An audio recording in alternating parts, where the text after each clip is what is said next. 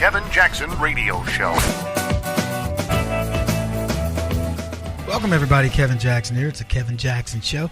You know what? I didn't talk about the State of the Union, and I needed to. Here's what I will tell you about the State of the Union. President Trump covered a lot of it in Davos.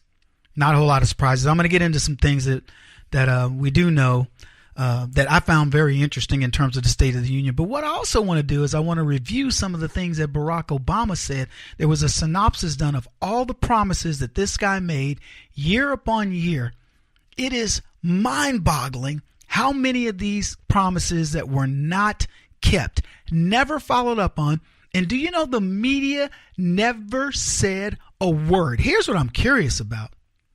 Are they going to go back and look at some of the promises? And we've got them. I broke them out by year. I want you to listen to these promises, and I want you to ask yourself, what didn't happen? Then, and we're not going to play them back to back because it's 13 minutes with people just cutting them down to what he said.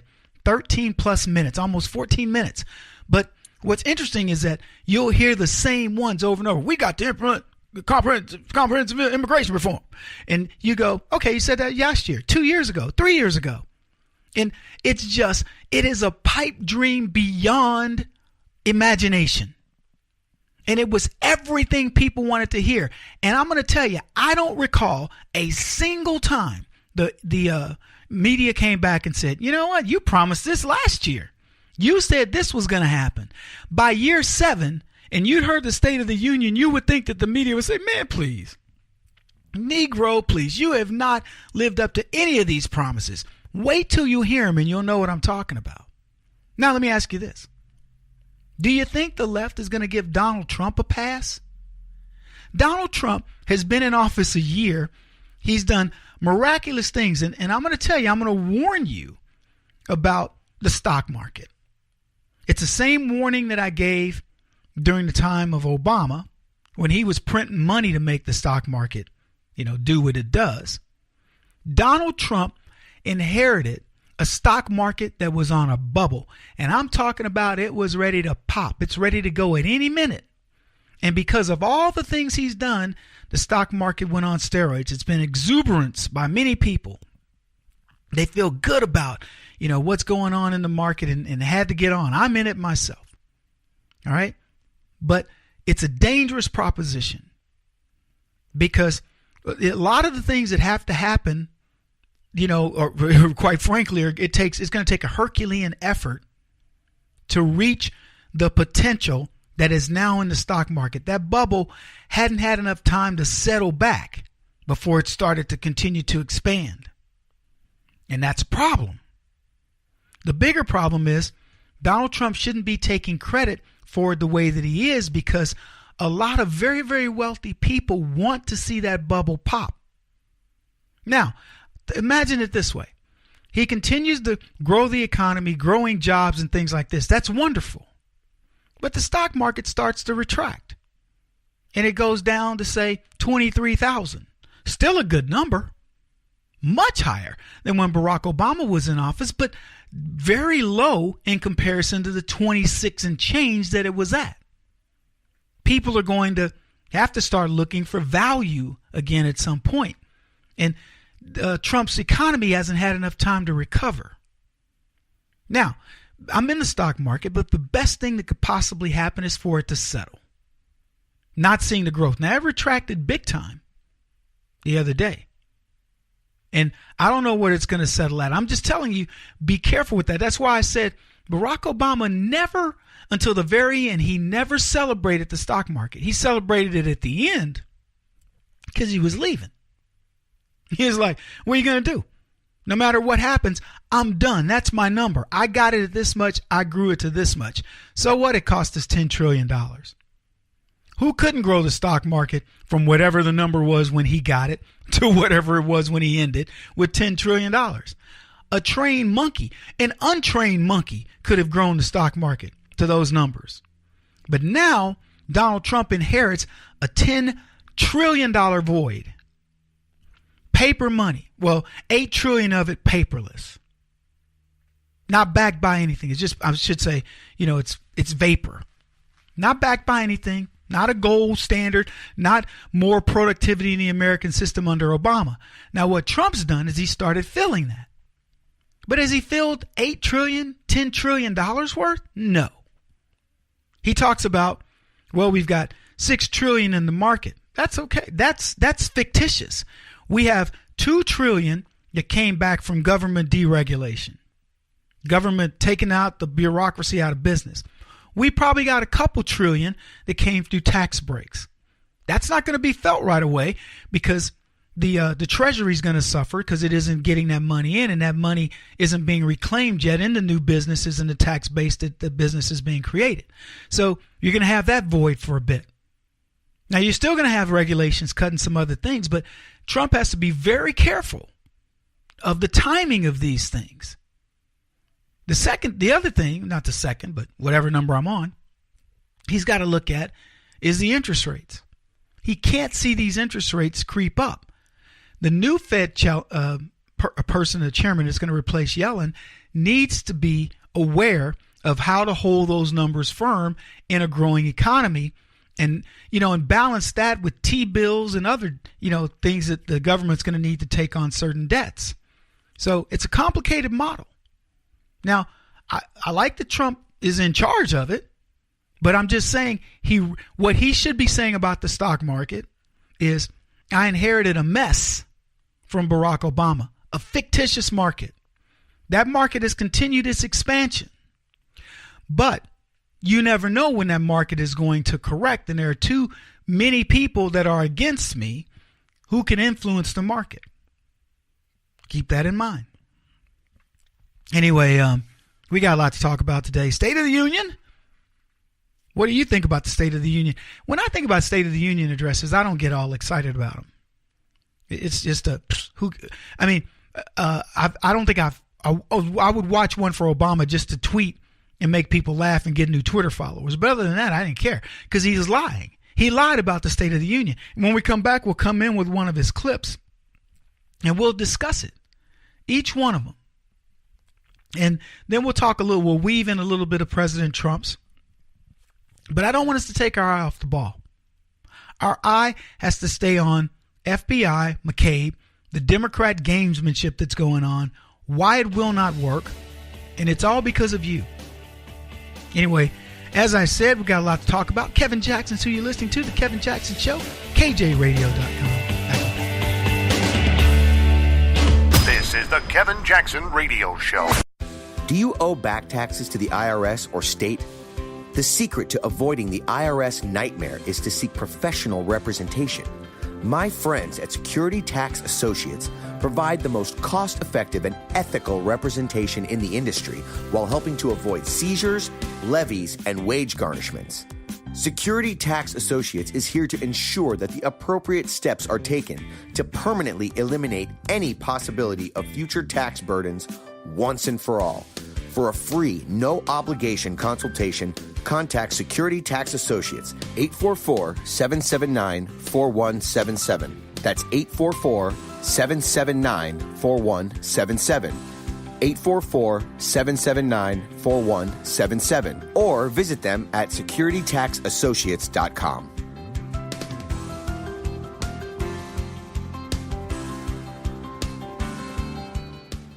Beth Cook Moranville, author of Closer Than Your Breath, a book of hope. Hope, that wonderful, wonderful four-letter word that you may feel completely out of. I wrote this book to give you great hope. It's not too late. If fetal position is an all too familiar place for you, I understand. If the next 60 seconds are too long, this book is for you. Wherever you are right now, whether you're dealing with divorce or death or sickness, take hope. You are going to make it through this pain. Don't roll your eyes.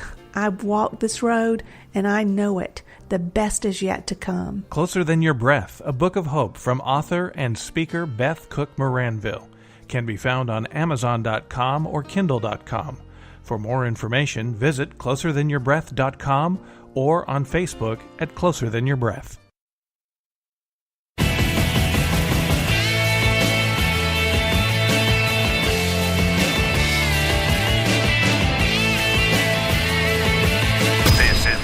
Jackson Radio Show.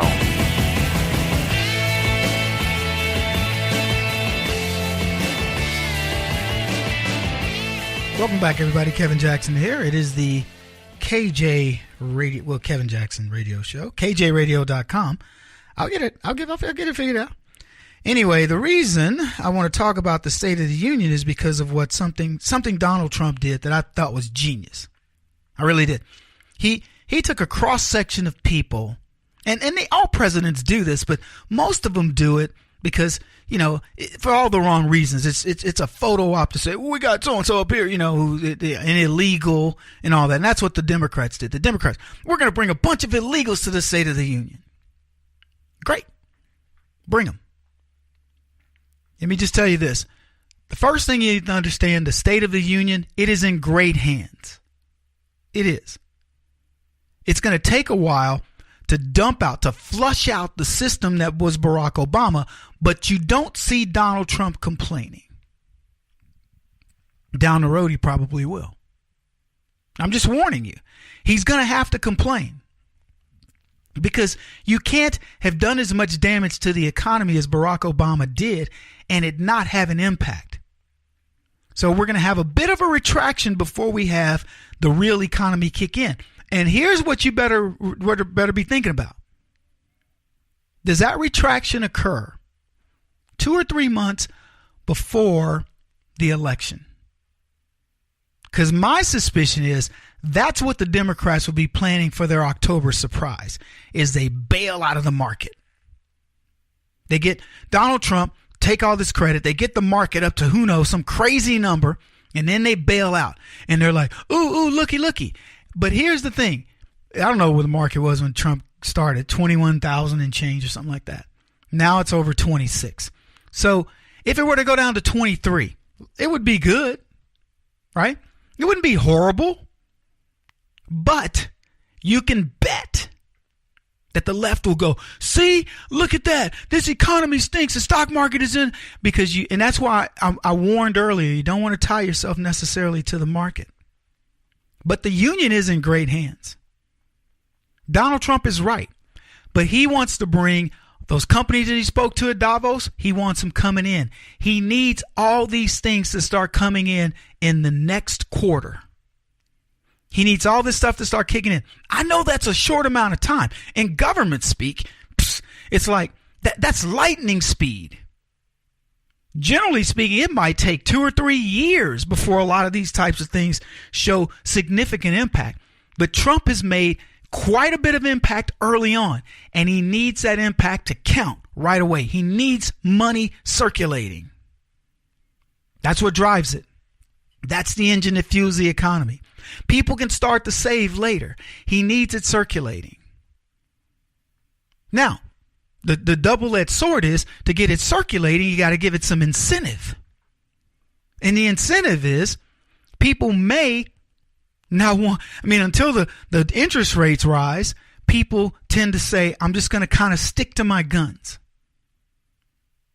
They're not necessarily going to put that money, to work at different things. They need incentive. So hopefully they'll get it. Look, I'm no economist. I'm certainly not trying to play myself off as being the smartest guy in the room when it comes to this stuff. But those are my overview, layman look at the world thoughts. And I know I believe in my heart of hearts I'm right about it. So it's our responsibility to keep that engine flowing. Now, not stupidly. Don't go out and get yourself in a lot of debt. Go out and start businesses. Invest in people. But here's what I liked about what Trump did. He brought in Corey Adams, a welder at Staub Manufacturing Solutions from Ware, Ohio, a battleground state. And he brought in his wife as well. And they were the first-time homeowners in 2017. They said they're going to invest their extra tax money into their children's education savings. Great guy. Corey and his wife, black couple. Elizabeth Alvarado was there. Freddie Cuevas. Robert Mickens. Evelyn Rodriguez. Had their kids there. Close friends since elementary school, but in September of 2016, 2 of those girls were chased down and brutally murdered by MS-13.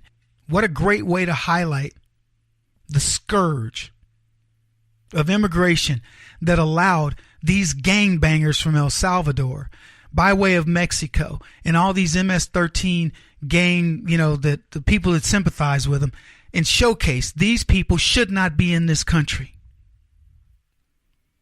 Love that. Donald Trump saying, look, this is no joke.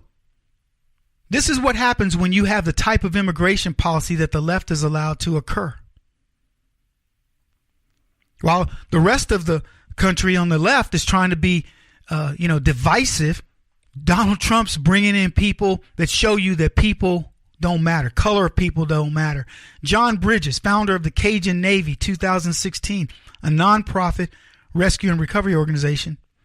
These are the people that responded to the flooding in South Louisiana and 2017's Hurricane Harvey in Texas.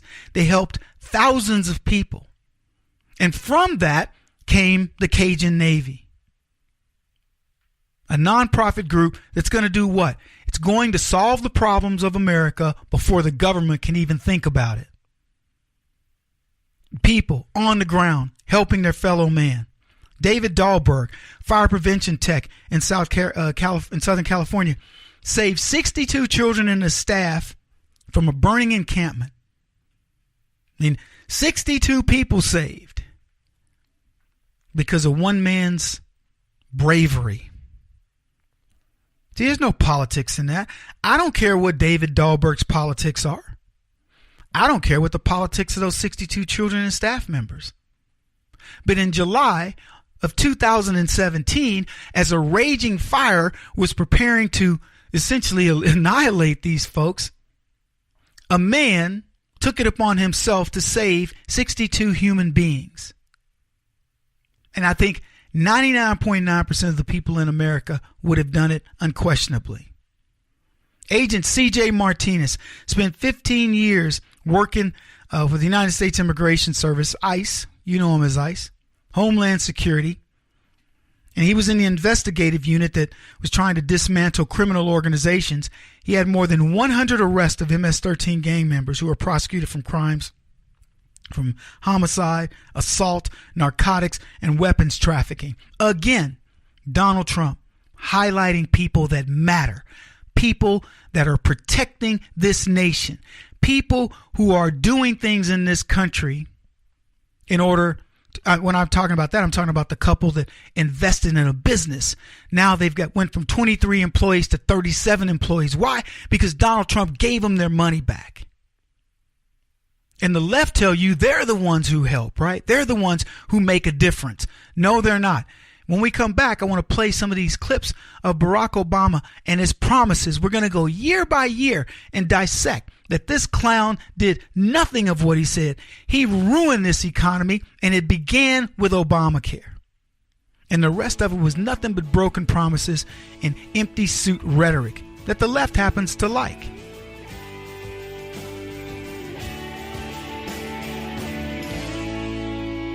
This is the Kevin Jackson Radio Show.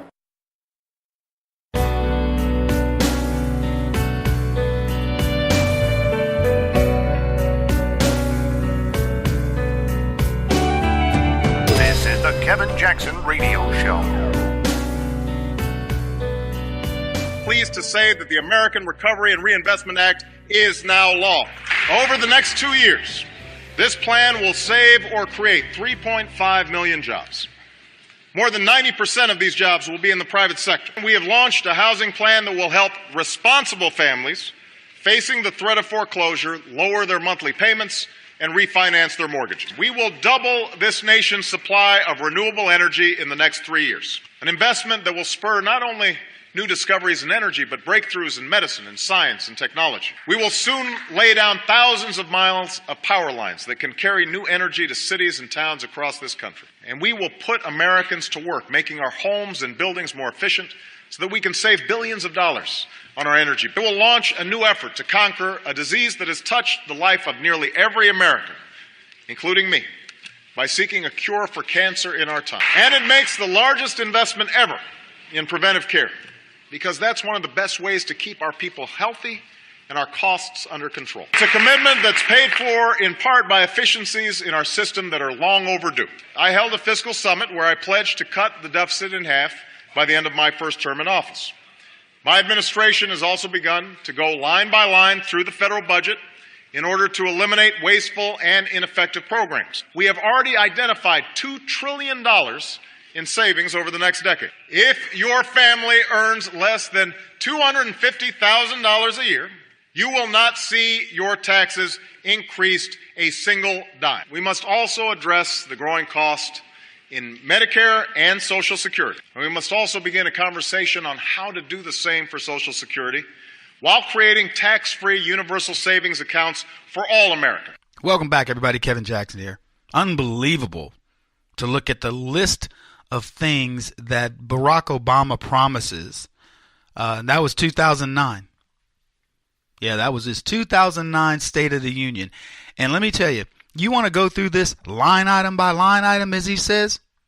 He says he would create 3.5 million jobs. He lost 5 million jobs. That's right. Unbelievable, the number. It's astounding. He says he would double the energy that we would receive from green energy. And what did we have? We had company after company, green energy company, go out of business. He talked about breakthroughs in medicine. Donald Trump talked about the FDA, how long it takes to get approval for medicines. He even talked about the people who are near death, who want experimental drugs in the United States, won't allow it, and says, no, you got to get on a plane, fly around the world, and look for these cures while you are facing the most grave situation of your life. No breakthrough. He talked about power lines that would be under the ground that would deliver twice the power. Anybody seen those power lines? I haven't seen them. He says they were going to launch a cancer effort. He launched it in the last year of his presidency and put, guess who? Joe Biden in charge. Wow. Joe Biden.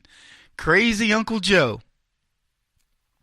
He says under Obamacare, our rates would go down. You want to know why? Because everybody would be doing preventive care. I don't know about you, but my rates quadrupled. So where's all this preventive care? The preventive care is you're not able to take advantage of that because of the co-pays and the deductibles.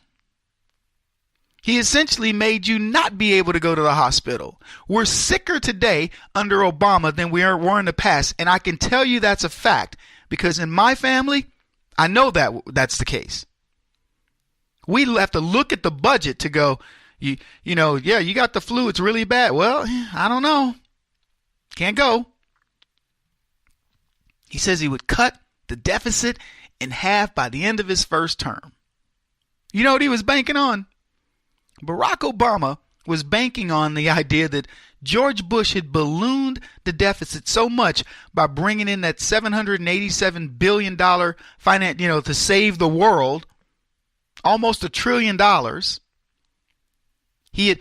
what he saw. He relied so much on the deficit being super high that Obama promised he could cut it in half. And he didn't. He says he would go line item by line item to get rid of wasteful government spending. Anybody think that happened? I'm talking about, folks, this is 2009. I should fast forward and let you hear his 2016. But I just wanted to understand how pie in the sky this guy was, how unreasonable, how naive, and quite frankly, how dangerous. He says he was going to go line item by line item and eliminate wasteful programs. It would amount to, in his words, $2 trillion in savings. We never experienced it. He didn't go line item by line item, get rid of any pork, go to the center. Well, I think it's called the Centers Against Government Waste or something like that, CAGW. Go look at all the things that we spent money on that are frivolous and wasteful. generally hundreds of thousands of dollars if it's small, millions if it's, a little bigger than small, billions in some cases. And Barack Obama vetoed none of it. He sent none of it back to Congress. These were empty words. Everything this man said was nothing more than to give you the illusion, to make you feel good about what was coming out of his mouth. You were hopeful because he made it appear as though he cared. Look, if we do these things, this will happen here. If we don't, nothing's going to happen. But you were like, wow, he's gonna save 3.5 million jobs. That sounds so good. He's gonna double our energy. We're gonna have all these breakthroughs in medicine and these power lines that go into our houses, and they're gonna be twice the power. And we're gonna get rid of those overhead ugly power lines, and nobody's gonna die from the power, stuff that the clusters that happen when you live around power lines anymore. Cancer will be cured. We're going to have these efficient homes. No more paying for electricity that costs $1 gazillion, because we're going to have this, all this green energy. It was all a ruse. Preventive care. If you make under $250,000, you weren't going to have any new taxes. Oh, except for the new taxes on your income tax. The new higher sales taxes, the new tax that we're going to add to fuel, and the new tax we're going to get for climate change. And but other than that, no new taxes. Period.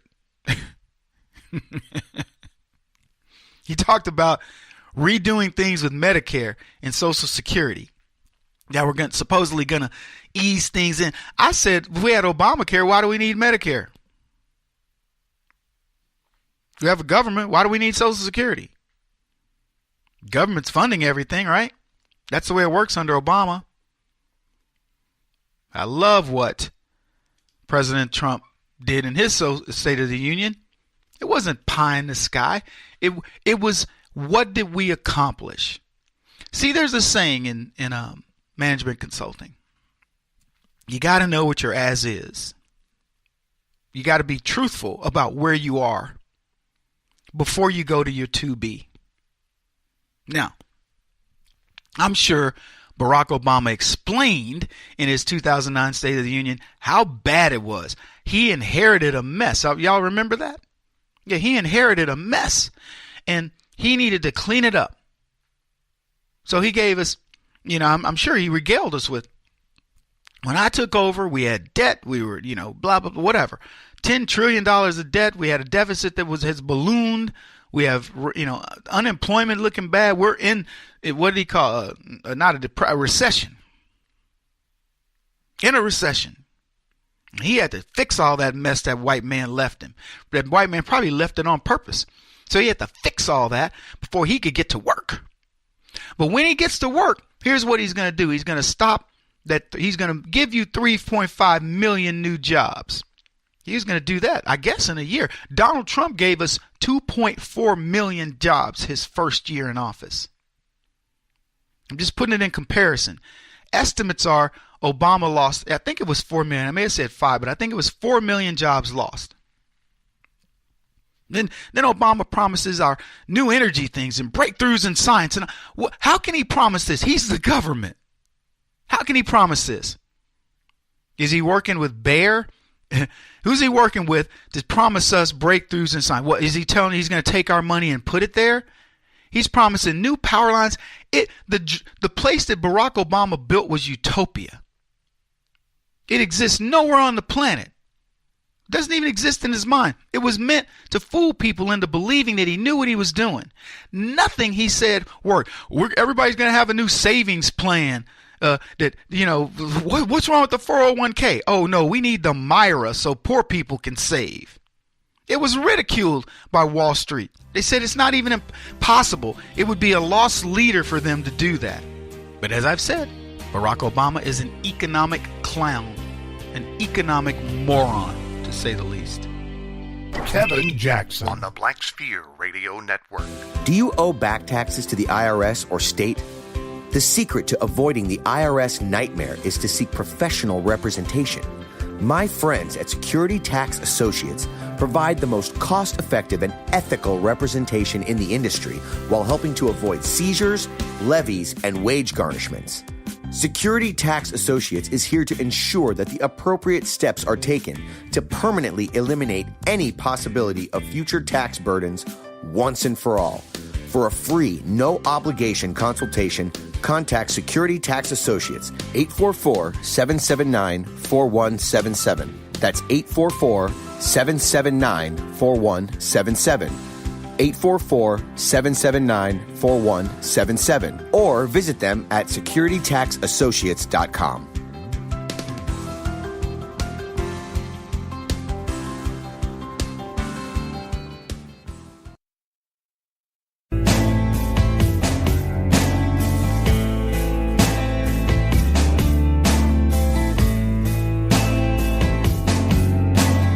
Putting an end to identity politics. This is the Kevin Jackson Radio Show. Welcome back, everybody. Kevin Jackson here. The State of the Union highlights from me, since we didn't cover it yesterday. Hillary didn't give that doggone speech. That was the biggest highlight, right? Oh, my goodness. Yeah, lots of stuff. Trump had some zingers in there. And, you know, it was funny. The White House goes, this is a bipartisan speech. And it was. He talked about black unemployment being the lowest. The congressional black circus clowns just sat on their hands.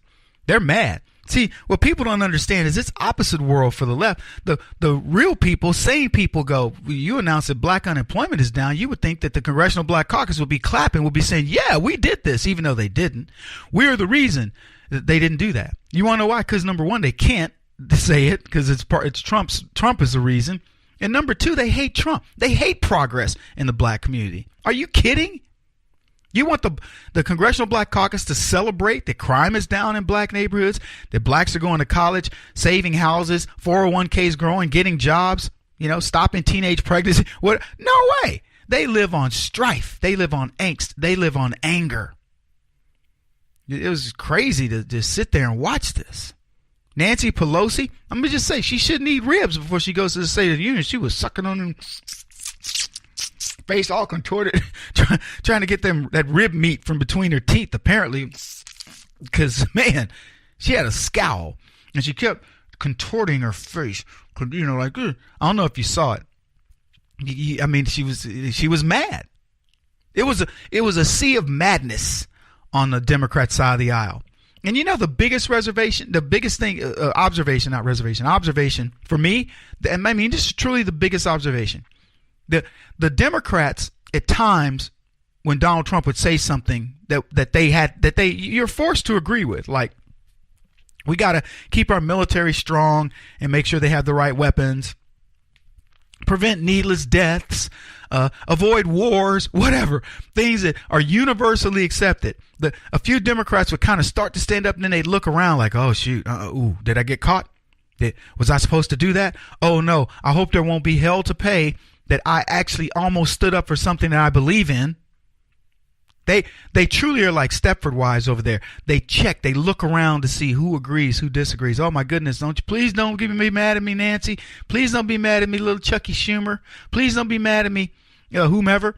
I'm just telling you, it is the vibe. And that's the word we use in the vernacular. The vibe over there is not good. The fear that exists in them not presenting this unified force is palpable. You can actually feel it. You can see it. But here's what I'm going to tell you. Next year, in the next State of the Union, they're going to be standing. They're going to be people who are fearless. You're going to watch the Democrat power base completely crumble. I'm telling you, folks, you don't have to, just because I don't wear one of those Swami hats and have a crystal ball does not mean I don't know what I'm talking about. I'm telling you right now, next year, and every year after this, you're going to watch the Democrats slowly crack. They're going to, I'm not even going to tell you it's slowly. This year they will crack. The worst thing that can happen right now that the State of the Union is over, is we're back to normal. We're back to Russia again. And the new conspiracy theory is that Nunez is a Russian spy. That's where they've gone with this. We're also being told that releasing the FISA memo may very well be treasonous. We'll get to that later because I want to stay on this topic for a while. So the highlights: Hillary Clinton didn't give the speech. The Democrats acted like Stepford wives, and at some point, somebody over there is going to grow a pair and start going against the grain. And they're going to find success in saying, you know what? We need to stop fighting this man, and we need to start supporting him. For the record, had Barack Obama done this, had he been this successful, I would have recommended that for the Republicans. Don't fight him.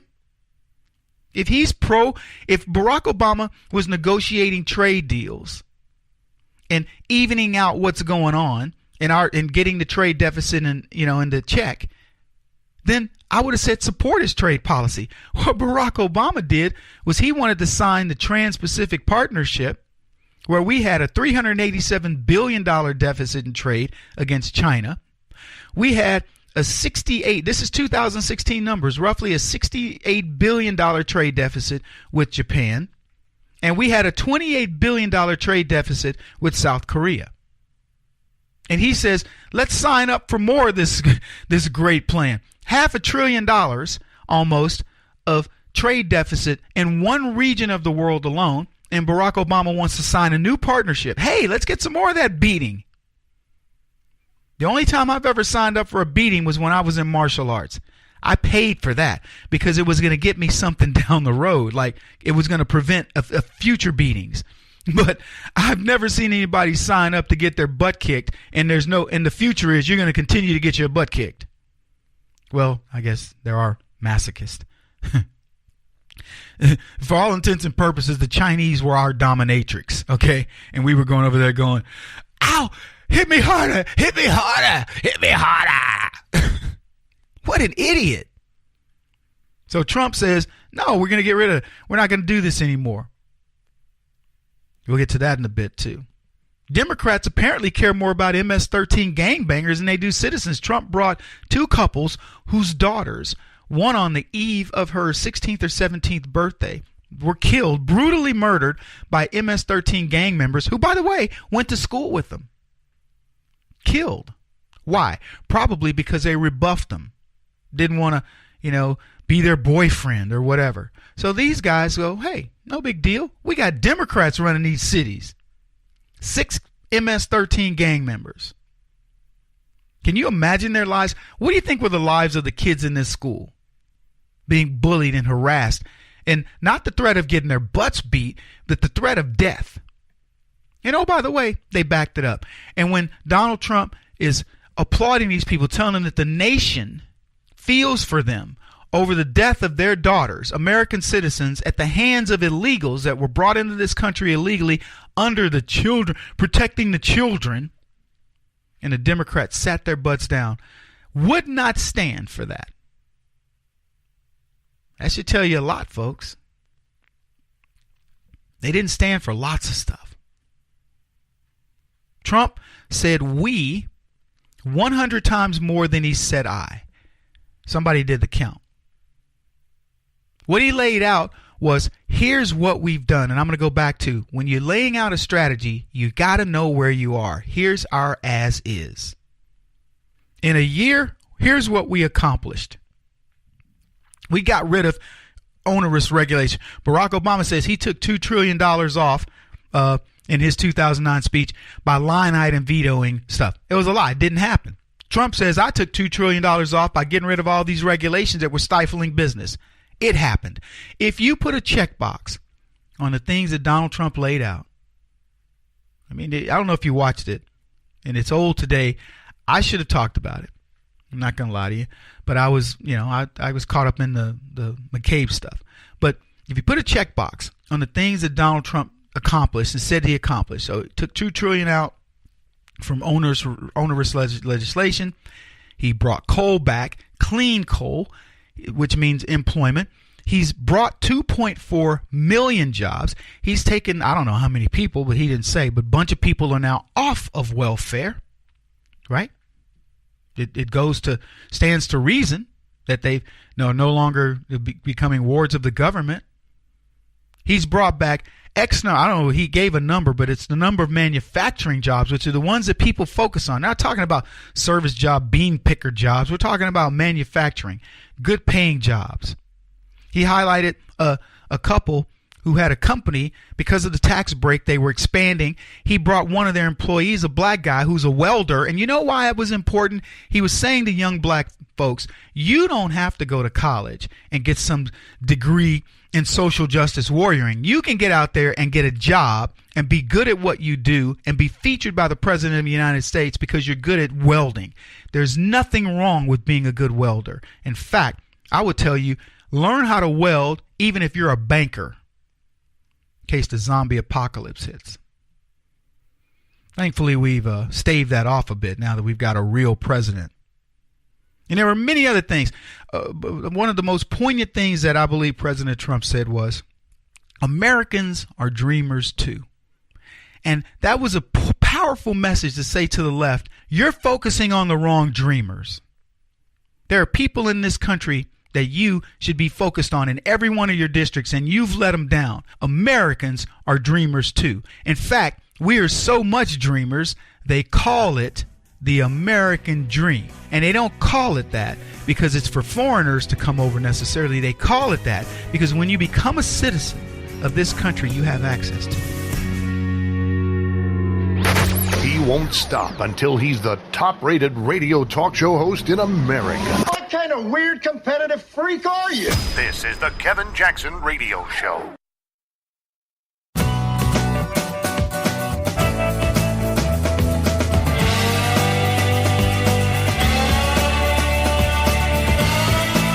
This is the Kevin Jackson Radio Show.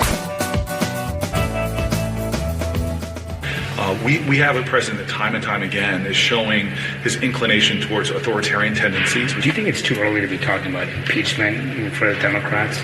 Well, again, talking about impeachment is one thing, but finding the facts that support impeachment is something that is happening right now. A search for facts and evidence by the special prosecutor. If you look at what is going on in terms of just the objective fact pattern, whether it's the firing of Mueller, whether it's the people in and around his senior circle have met with Russian agents who've been indicted for various behaviors. Clearly, there's smoke around the substance that would support impeachment. All right, everybody, Kevin Jackson here, the Kevin Jackson Show. That was Cory Booker saying, you know what? The specter that Donald Trump might have even thought about firing Mueller, well, there you go. That could be something that leads to impeachment along with this Russian thing that, of course, is going nowhere, but we don't know where it could end up. It's so crazy to watch these people. They are funny. Wow. kjradio.com. Cory Booker wants you to believe that if Donald Trump even thought about firing Mueller, it's horrible. He's an authoritarian president. Tendencies toward authoritarianism. Do you want to know who had that?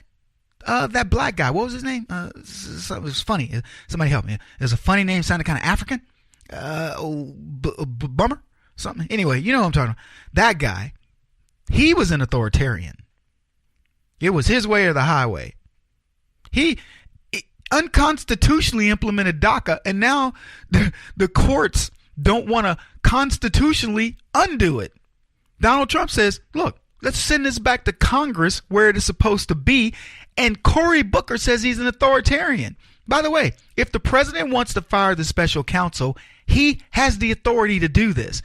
The left says we know on fifth person. My cousin Ray Ray told my brother, who told his girlfriend that I heard that they were going to fire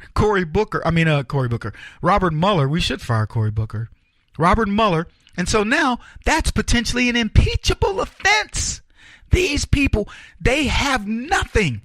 They're sitting around looking for things to be mad about while Donald Trump says, hey, we just created 2.4 million jobs, and a bunch of those jobs are manufacturing. Did I mention that so-and-so, Apple's going to bring in this much money? Did I mention that ExxonMobil says they're going to kick in $50 billion of new jobs in technology in America, etc.? Who else is coming back Chinese companies are now starting to manufacture in America. So what, Kevin? Okay, what you say, Kevin?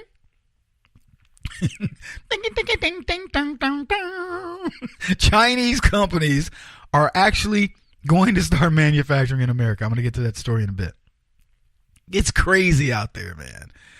Woo! I love it. I love watching this because, you know, I don't know if you guys watched the State of the Union a couple days ago, but you watch the most bipartisan, partisan, I should say. The Democrats, you could just see it didn't matter what President Trump said, they were going to sit on their hands. We just made sure that everyone in America got a new $1 million and it's not going to do anything bad for the economy. And the Republicans are like, yes, strong J. Woo, you go, my man. And the Democrats are like, why wasn't it 2 million? Everyone just got brand new Ferraris in America. And the Democrats are, I don't like Ferrari. I wanted a Aston Martin. It didn't matter what President Trump said. They were going to be mad. And that's okay. Let them be mad. Let them be angry. Because, see, let me tell you something about angry people. Happy people overrule angry people. The leadership wants to be angry. They want that blanket of black or that cloud of blackness to follow them when they go back to their districts. But when people are happy and going, there's a big correlation between how you want me to feel and how I feel, you got a problem. And that's where the Democrats are. And it's only going to get. I'm not here to rain, beautiful things down on you and water your garden every day. I'm happy to do it. I'm just telling you the truth. 2018 is a horrible year for the Democrats. The State of the Union address that occurred on January the 30th it showcased the shining light that America can be. Are we out of the woods? The answer is no. We got a lot more work to do. But President Trump said, be optimistic. And you know what he said that was most important? He said, this is not dependent upon me. I'm the catalyst. This depends on you. It depends on your attitude and your outlook. I want you to think about Barack Obama. He comes in and he makes everybody feel, ooh, he's so good and fresh and new and, half black and all pretty and stuff and shiny. Just like a brand new bowling ball. Shine him up. And everybody's all happy. And then he did nothing. It was, you felt optimistic, but you didn't get it back in your paycheck. Donald Trump says, be optimistic. Oh, by the way, here's $1,000 to help you out with those Christmas bills. Think about that. We came off the best retail shopping season in decades. And people were like, and they were excited, they're happy. But they also got the bills, and they were like, woo, probably overdid it. We were a little bit too excited about Trump. And so then Trump says, don't worry, don't sweat it. $1,000 to $3,000 bonuses. Boop, boop. Starts giving them out. Oh, by the way, here's a tax cut for you. Boop, boop. You get to keep a little bit more of your money. Now you can start paying some of those bills off. People are optimistic, and they feel it. It isn't, it's tangible. They can touch it. I told you guys a story of my friend, struggling dude, works for the airlines, and he gets $1,000 back. This guy hasn't had $1,000 of expendable income, I know for a fact, in years. When he was they were moving, he and his family, and they had rented a truck and were getting ready to go. And before they left, something just said, better give them a little extra cash. And so we gave him $400. And it was like, why? I said, yeah, just in case. Something on the road, unforeseen. You got to stop somewhere and stay. Your friends of mine want to make sure it happens. So you give them the money. And you know what? He said to me a couple years later that if it hadn't been for that, they couldn't have made it. They would have run out of gas or something. I honestly don't remember, but I know it was a big deal because he was crying when he told me that. And I just remember thinking, boy, God does move in mysterious ways, because I don't normally go around handing people money. Friends of mine, but I just knew they were struggling. Anyway, this guy gets his money back, and it puts it to work. This is the Kevin Jackson Radio Show. Do you owe back taxes to the IRS or state? The secret to avoiding the IRS nightmare is to seek professional representation. My friends at Security Tax Associates provide the most cost-effective and ethical representation in the industry while helping to avoid seizures, levies, and wage garnishments. Security Tax Associates is here to ensure that the appropriate steps are taken to permanently eliminate any possibility of future tax burdens once and for all. For a free, no-obligation consultation, contact Security Tax Associates, 844-779-4177. That's 844-779-4177. 844-779-4177. Or visit them at securitytaxassociates.com.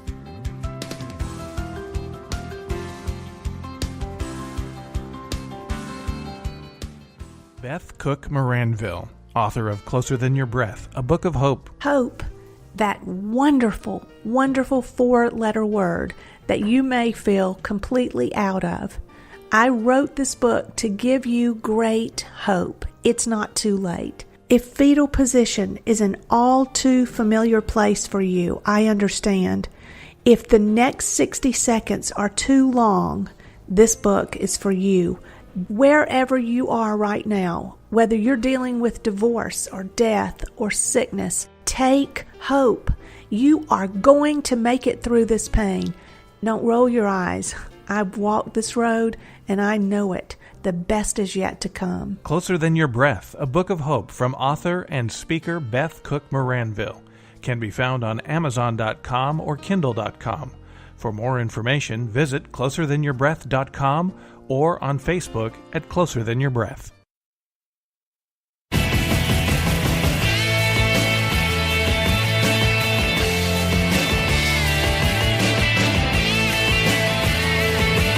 This is the Kevin Jackson Radio Show.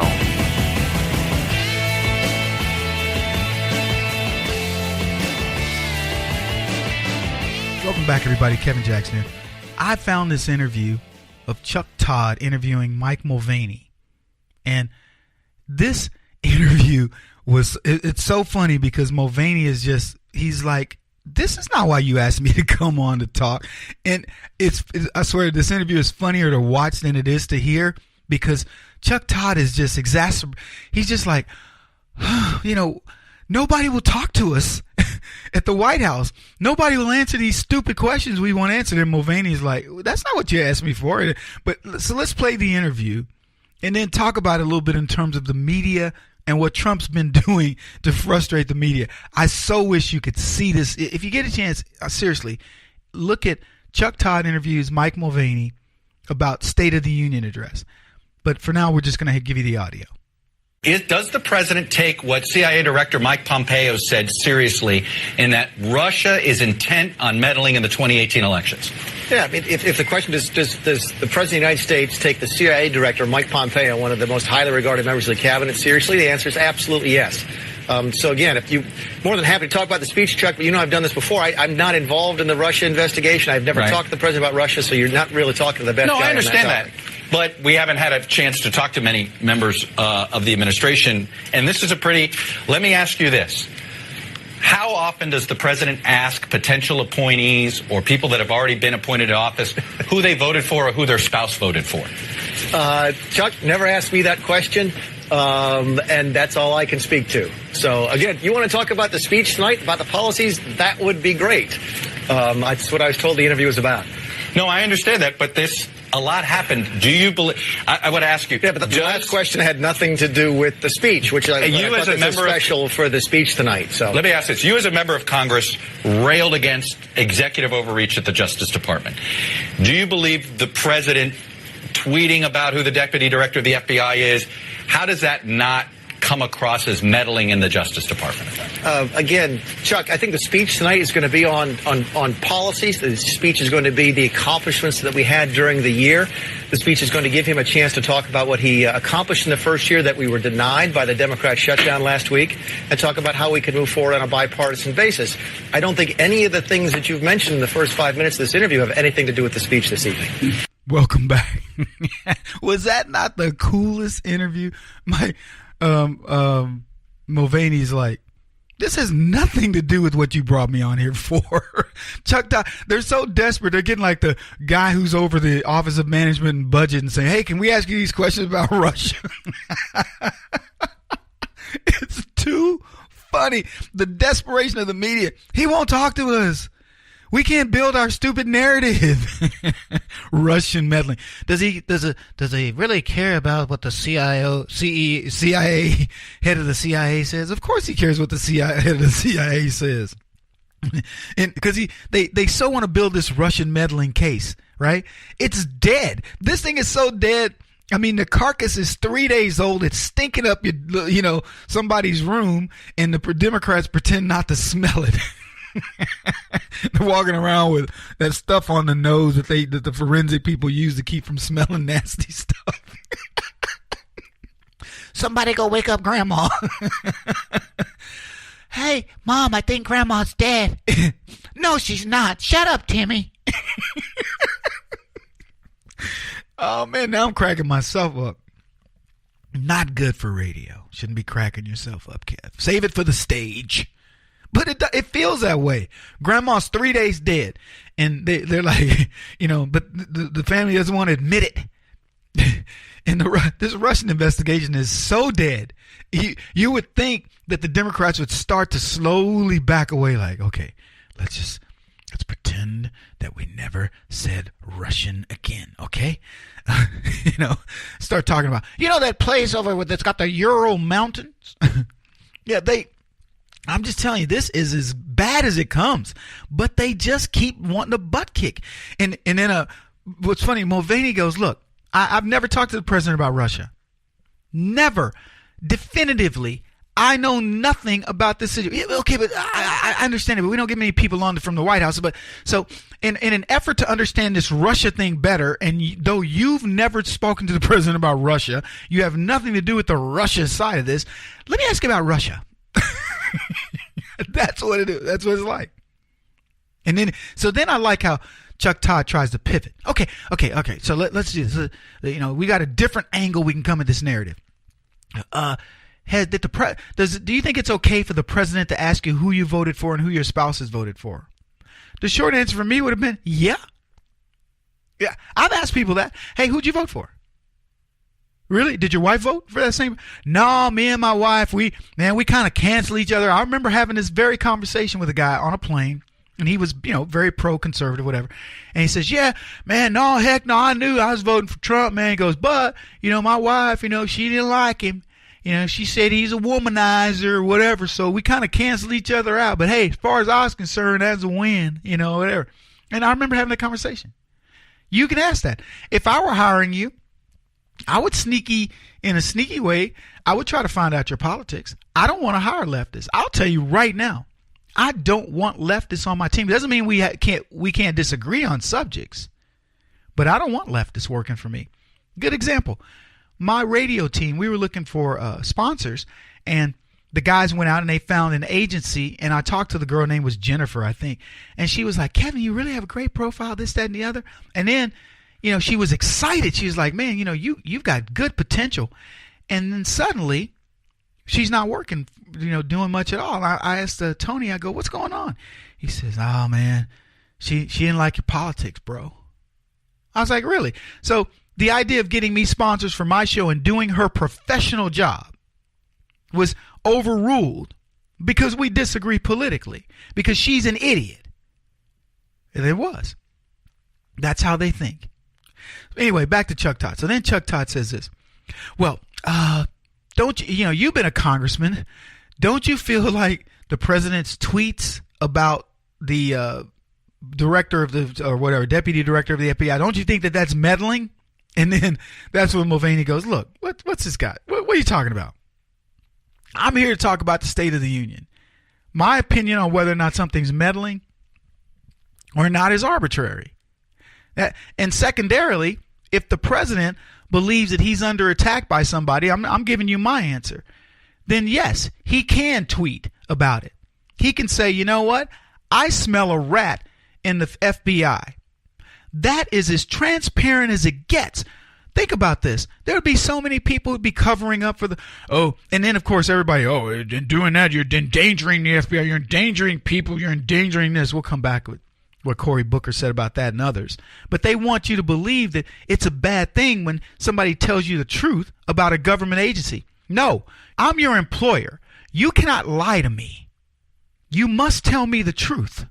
That is your job. What do you mean? It'll endanger people. It endangers people when we allow the FBI to do what they've done, to do what they did to a private citizen who was seeking the highest office in the land, all because of somebody decided they were going to coronate Hillary Clinton.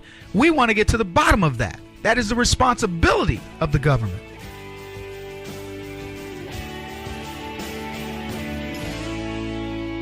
This is the Kevin Jackson Radio Show.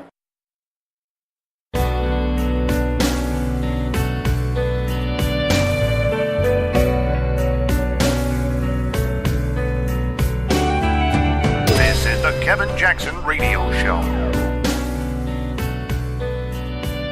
Oh, goodness, we got bad news for the Democrats. Bad news post State of the Union for the Democrats.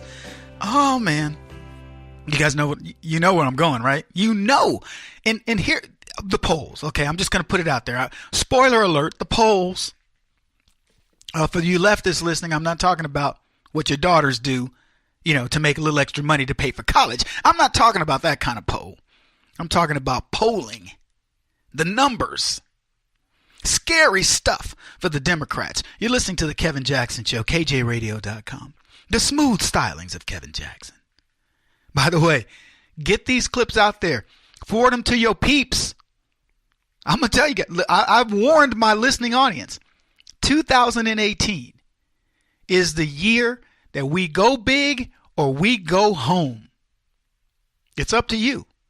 If you're going to hear my voice in 2019, y'all think I'm kidding, but I'm not. My producers are like, he's serious. Yo, you better know I'm serious.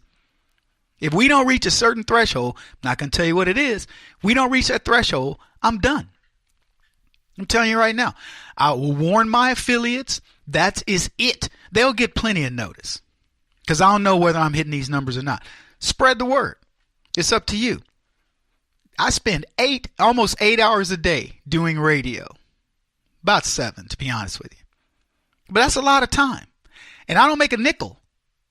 So I'm doing this for all the right reasons, but I can spend my time spreading the word and making a living without having to spend 7 hours doing this every day. So if you like what you're hearing, you better spread the word. Anyway, it's scary time for the Democrats. Scary.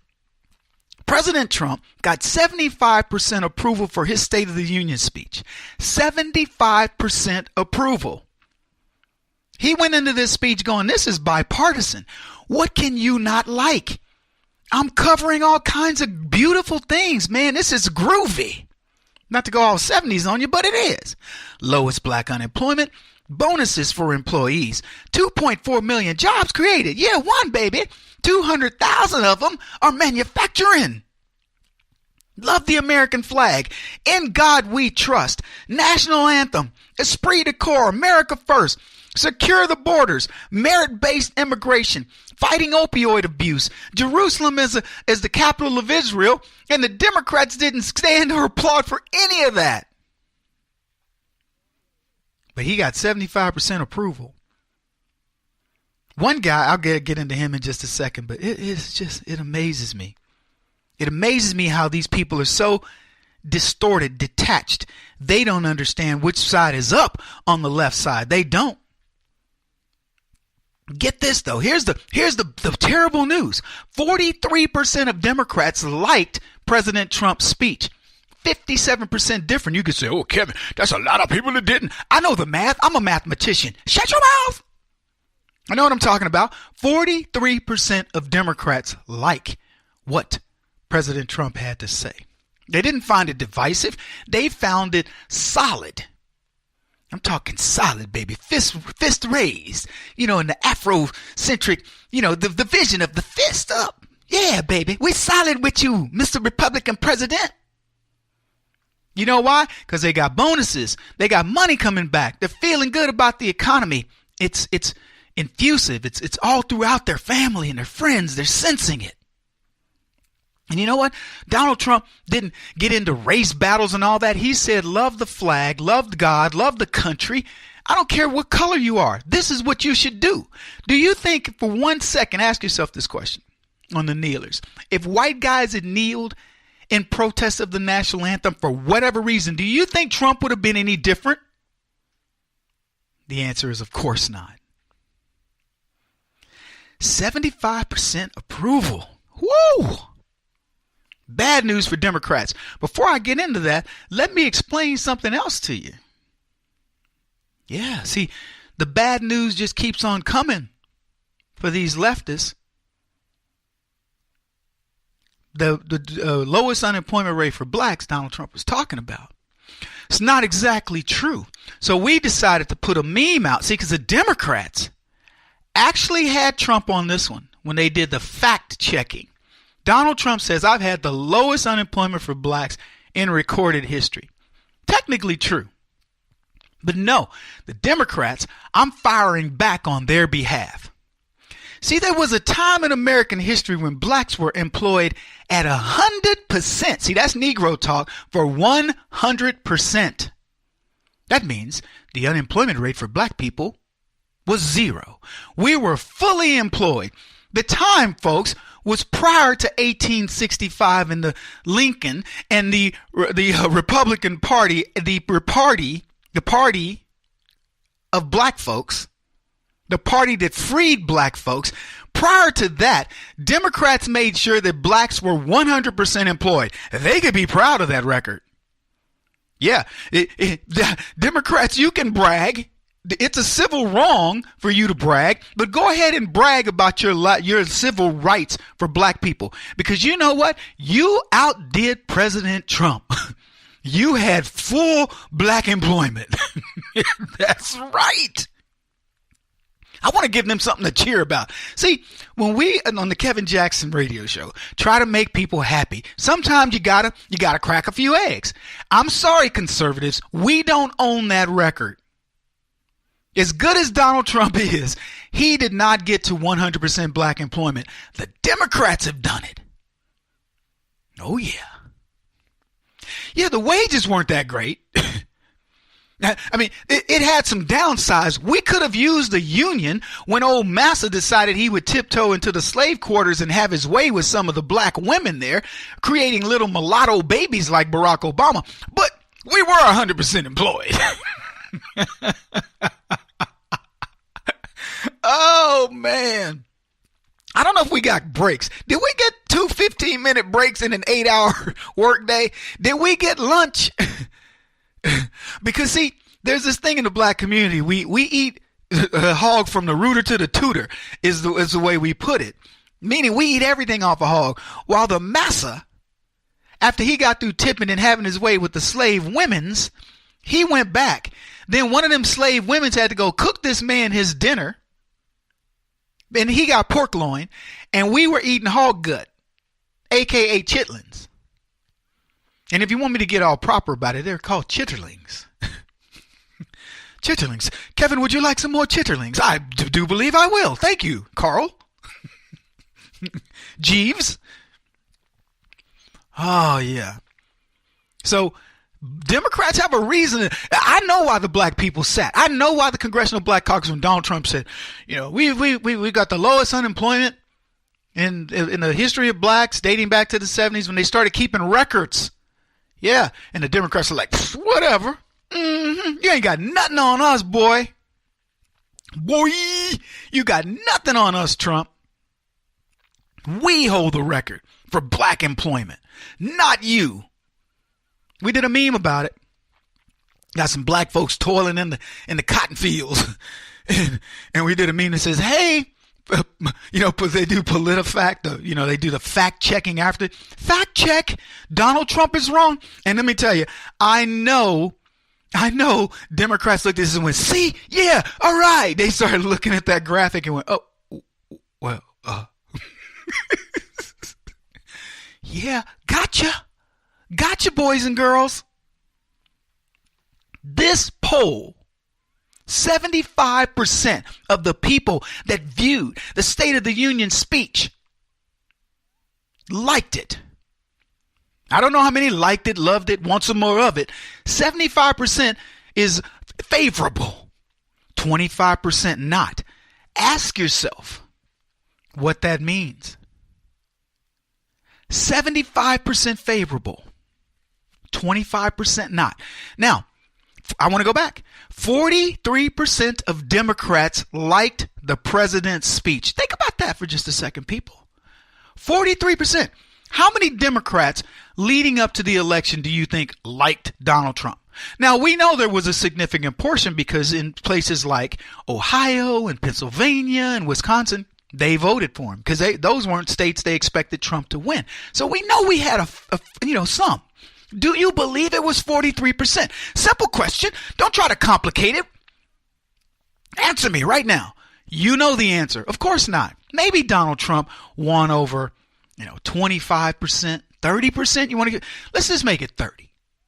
30% of the Democrats, Hillary Clinton favored, whatever.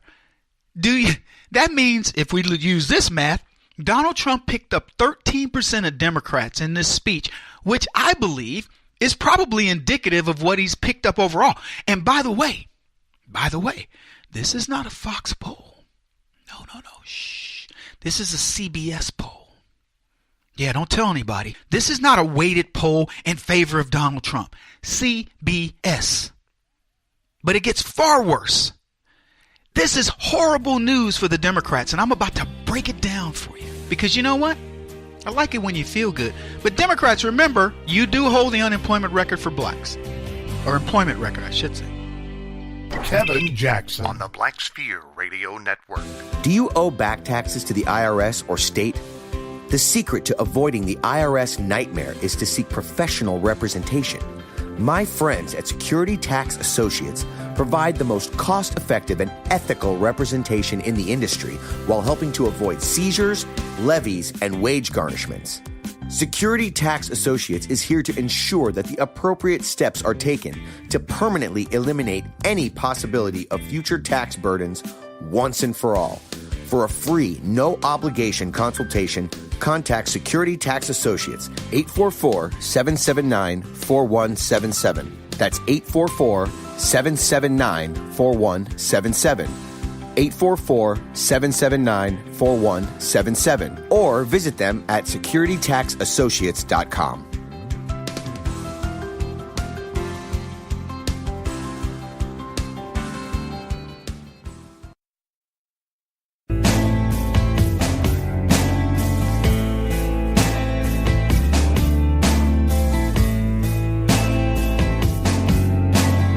Putting an end to identity politics. This is the Kevin Jackson Radio Show. All right, everybody, welcome back. Kevin Jackson here. We're talking about immigration. No, we're not talking about it. We're talking about the State of the Union. Talking about Donald Trump. Talking about polling. 75% of the peoples say they approve of Donald Trump's State of the Union speech. 43% of those peoples, now keep in mind, 75% includes three groups: Republicans, Democrats, and Independents. So just a spoiler alert, Republicans, 97% approve of Donald Trump. 97%. I'll explain all this in a minute. Democrats, 43%. It's not the plurality, but it's a big deal. 43%. Whatever that number is, it's grown over what they want you to believe. Now, just look at those two numbers. 97% of Republicans, 43% of Democrats for Donald Trump, which means Trump hasn't eroded much of his Republican base. He's certainly grown his Democrats. But get this, 72% of independents liked the speech.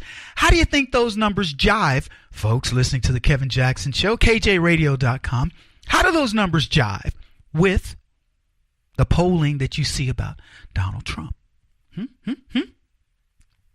See, I call BS on those other polls. Donald Trump's the least popular president ever to ascend office. Ever! Since the beginning of time, since the time of cavemen, Donald Trump is the least popular caveman on the planet. That's what they want you to believe. A guy by the name of Steve Schmidt, an MSNBC schmuck, He said this. Well, this convocation that we saw tonight, Brian, the coming together of three co-equal branches of government, there's a veneer of normalcy to it all. I love that. There's a veneer of normalcy. He's saying that President Trump has done a good job, and he's pretending, he's faking you into believing that it's not real wood, it's a veneer. No, don't believe those unemployment numbers. Don't believe that consumer confidence numbers. Don't believe that nasty GDP. Certainly don't believe that stock market, which I could agree with that. Stock market is not a barometer of how great things are going. It's a barometer of people profit taking. But so don't believe the stock market. Don't believe the exuberance around you at your job and all these other places. Don't believe that tax hike is the reason that companies gave bonuses back to workers. Don't believe that black unemployment is at a historical low, except for those Democrats during that time of slavery when blacks were working at 100%. If we take that out, Trump's doing a better job than any other president, white, black, or indifferent. But don't believe any of that stuff. Don't believe that companies are moving back to America because we were told the new normal, according to Barack Obama, you know, the black God, the Democrats' God. Where's your God now, Moses? Yeah, we were told by the baby black Jesus that the jobs were not going to be coming back to America, not manufacturing jobs. No, sirree. But they're there. But don't believe all that. That normalcy is only a veneer. He says, the president went in there as presidents do and addresses the nation. Well, whoa, thank you for that little tidbit of information. But left unsaid was that the president comes in, the most unpopular president this early in his tenure in the history of polling. See, there it is. The Democrats rely on this. It's totally unpopular. How could he possibly be popular? He's the most unpopular. Oh, but wait a minute. We have a CBS poll that says 75% of the people approve of what he said. This isn't a fixed poll. This isn't the Kevin Jackson Black Sphere Team poll. No, this is CBS.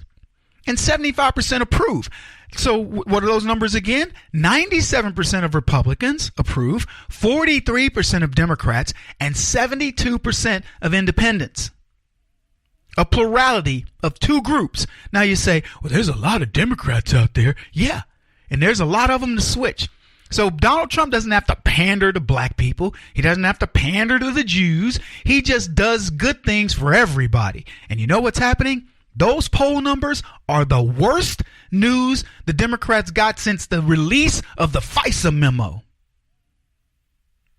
He goes on to say this. Someone who spent the last year leading a faction in this country. Oh, that would be the deplorables. Dividing the country. Oh, we divided the country, all right, from the Americans and the anti-Americans. And you're going to have to pick a side, leftist.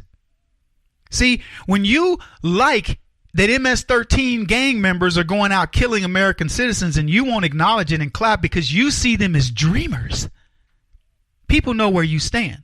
When you won't stand for the flag, which means standing for veterans, the people who have sacrificed, shed blood, given their lives for this country, we see you for who you are.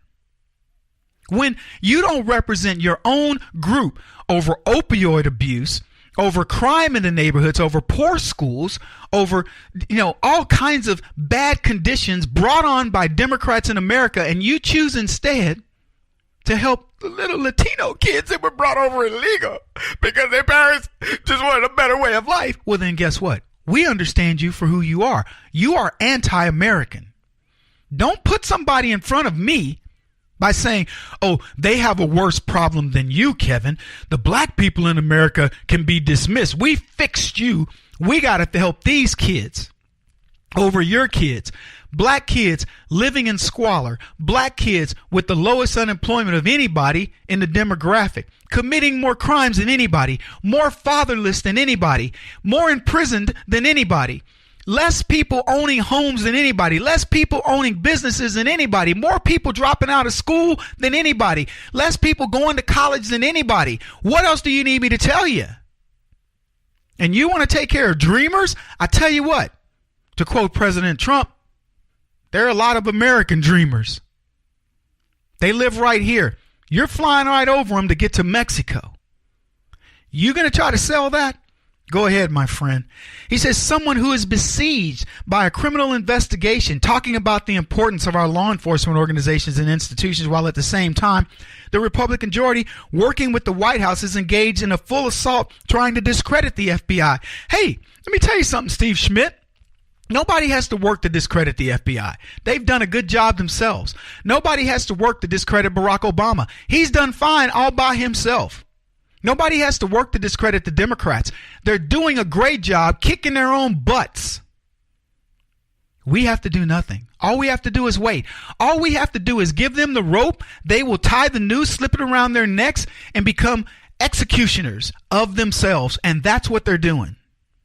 This guy wants to talk about dividing the country, a country that prior to Barack Obama had gone through racial healing, had convinced black people they could be anybody, even up to the point of electing a feckless president, a worthless piece of crap president like Barack Obama, to prove it. And he had a chance to do all kinds of great things and he missed it. So why is this poll so bad? Now that I'm back on track. Oh, man. This poll is bad for a lot of reasons. Yeah. First of all, it showcases the distorted reality of the left. Their reality doesn't fit anything you see. They want you to believe Trump polls badly, and you've got a poll that says 75% of Americans liked what he had to say. This is a man who's being beat down by the media. 75% of the people heard Donald Trump. How many do you think it filters down to? Just curious. What do you think? 75 heard him. 75% heard it and liked it. So let's analyze the numbers. Number one, 97% of Republicans said we liked it. 3% didn't. Okay, if that's the attrition, go. Be on your merry way, Republicans, because you weren't Republicans to begin with. If you expected a wall to be built in a year, you had some unreasonable expectation, move along. But what it tells you is this: Donald Trump has maintained the most solid base probably in presidential history. I don't know what Barack Obama's numbers were after his State of the Union address, but I bet you Donald Trump's, if they were the same, I'm going to tell you, the people were lying about supporting Barack Obama after year one. They were lying. Worst year, one of the worst years in presidential history, but they like Trump. And the people who are sticking with him through thick and thin. 43% of Democrats. That's a big number, more than what would be expected. And that's got to put fear into the hearts of the Democrats. Their base is being infiltrated with truth. You think it's going to get any better for them when they learn what this FISA memo has to say? And finally, the independents. I don't know what the numbers were. Maybe Trump was at 60%. That would be a big number if he got that many independents. 72%. That is a 12-point shift. And I'm just throwing that out there. For the Democrats, it's probably a 13-point shift. A 25-point shift in those two combined demographics. And he lost 3%. This doesn't bode well for the Democrats, my friends. Yeah. This speech showcases to you everything you need to know about the truth and what people really believe about Donald Trump. The left are going to ignore it to their own detriment.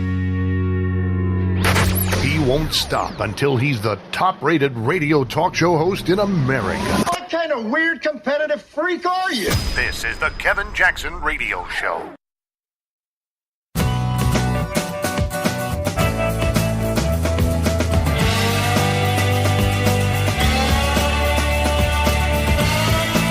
This is the Kevin Jackson Radio Show. What's up, everybody? Kevin Jackson. That's Kevin's cousin. I ain't gonna lie, it's Kevin's cousin talking. Y'all know the difference between Kevin and me, because I'm a little more ghetto than Kevin. Anyway, glad you guys are here. It's Kevin Jackson Show, kjradio.com. Hey, you know, everybody talked about the Congressional Black Caucus. Were stoic when Donald Trump was reading off the numbers, unemployment numbers for blacks, lowest unemployment outside of the Democrats in the 1860s who had full black employment. If you know what I'm saying, right? Okay. All right. Y'all with me? Okay. Anyway, so there was one member of the Congressional Black Caucus who actually did clap. One man who stood against the grain, went against the grain, Florida Representative Al Lawson was seen clapping for Donald Trump after the comments about the success of the economy, specifically black unemployment. Cameras immediately turned to the group during this speech. I wish they had just left the cameras on these black clowns so people could see them. All this good news for black people, and they said nothing. Since the election, Trump said, we have created 2.4 million new jobs, including 200,000 new jobs in manufacturing alone. After years of wage stagnation, we are finally seeing rising wages. Unemployment claims have hit a 45-year low. Black unemployment, he said African American, but I don't say that, stands at the lowest rate ever recorded, and Hispanic American unemployment has also reached the lowest levels in history. Outside of that little slavery thing that the Democrats don't like to talk about too much. You get what I'm saying, people? Lawson said, strong J. He clapped. Woo! Yes, sir. Way to go. I don't know what's going to happen to him. He might get beat by Massa, you know. Plantation. These white folks don't play, man. These white Democrats do not play. Lawson, they say, has been serving in Florida's 5th congressional district since 2017. So he's new. He's new to the plantation. He doesn't realize it. He's been a free-range Negro for too long. Prior to that, he served in Florida's legislature, 28 years. So here are the numbers. Roughly 480,000 black people received new jobs in 2017. Almost 500,000 colored folks went back to work. And I'm not talking about driving Miss Daisy. I'm not talking about ironing and doing the laundry of white people. I'm talking about jobs, baby. One of my good buddies, IT guy, his name is Chris. Chris was he lost his job in 2016 under Obama. He got rehired in 2017. Trump got elected. Chris wasn't out of a job a month. Boop. Got a new job. New J. Only thing wrong with it, he says he works with like 85% black women. And he's in IT. And he says, man, the language that comes out of these women's mouths would blow your mind. I should just have him record one day, just walk around one of those hot mics. Say, Kev, check it out. Anyway, almost 500,000 black folks went back to work in 2017 under Donald Trump. Yep. I'd love to see what those numbers were the final year under Barack Obama. I'd love to see it every year that Barack Obama was in place, because I'm going to tell you something. We're going to get more jobs in 2018 than we got in 2017. 2.4 million jobs created in 2017. I'm going to make a prediction. I'm going to predict that we hit 3 million jobs created in the year 2018. I don't even know what the numbers are, because I don't think we would even have January numbers. I believe there was a hiring in January that was second to none. It's probably going to be the best month of Trump's presidency, because December, it's all seasonal workers. In January, people are saying, hey, we're feeling good. We got to get cranking up again, ready for the new year. Boom, they start hiring. I'm going to bet you that I'm just going to get a number. Let me put a number on it. So, because in order to get to 3 million, we have to do 250,000 every month, 250,000. I'm going to predict 280 to 300,000 in January. That's my prediction. Then February being a short month, and of course, in honor of Black History, I'm going to have to cut that number down a little bit. 280,000 jobs in February. I'm putting these out there early, guessing.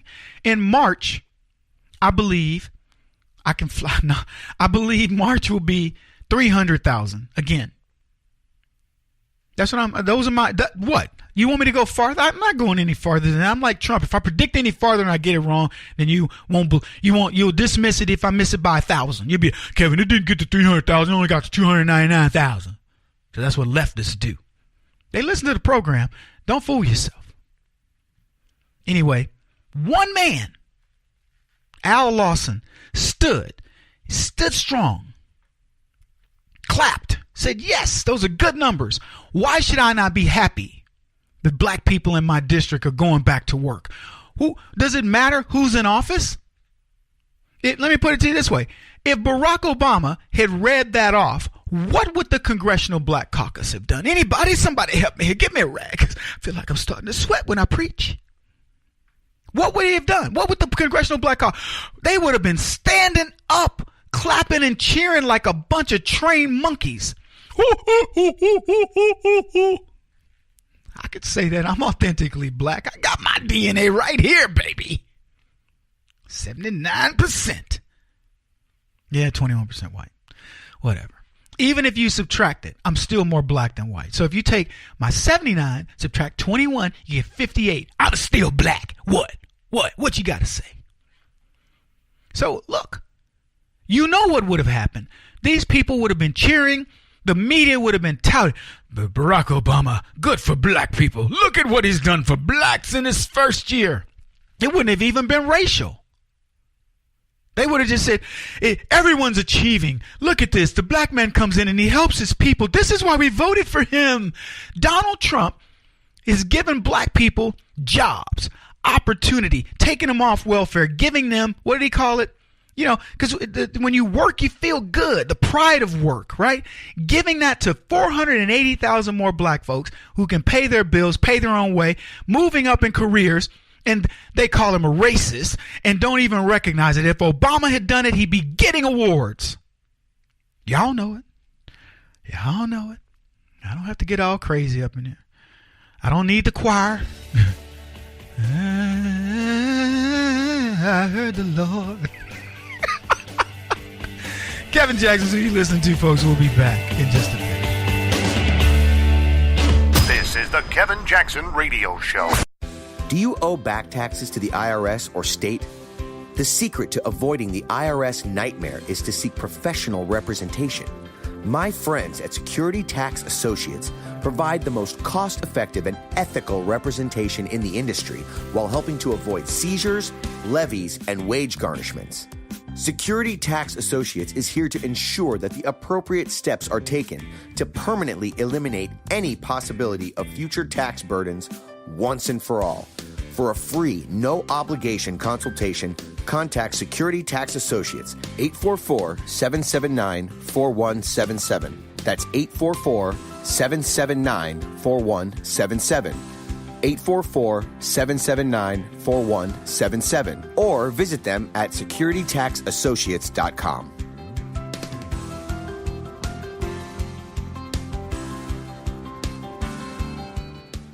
Beth Cook Moranville, author of Closer Than Your Breath, a book of hope. Hope, that wonderful, wonderful four-letter word that you may feel completely out of.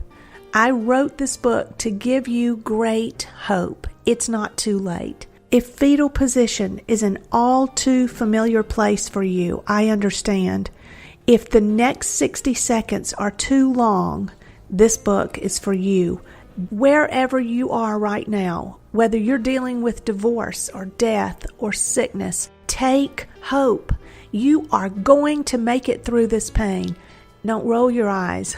I've walked this road and I know it. The best is yet to come. Closer Than Your Breath, a book of hope from author and speaker Beth Cook Moranville, can be found on Amazon.com or Kindle.com. For more information, visit closerthanyourBreath.com or on Facebook at Closer Than Your Breath.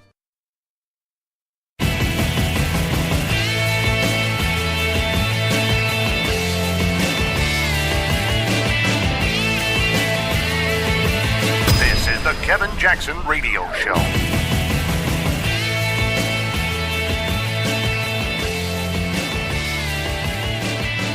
Hello, Kevin. I listen to your show on Bluetooth in California, and a lot of time I heard just, the lot of rerunning show, but I still like it. I think you are great on the talk show and the politics. I really enjoy your show.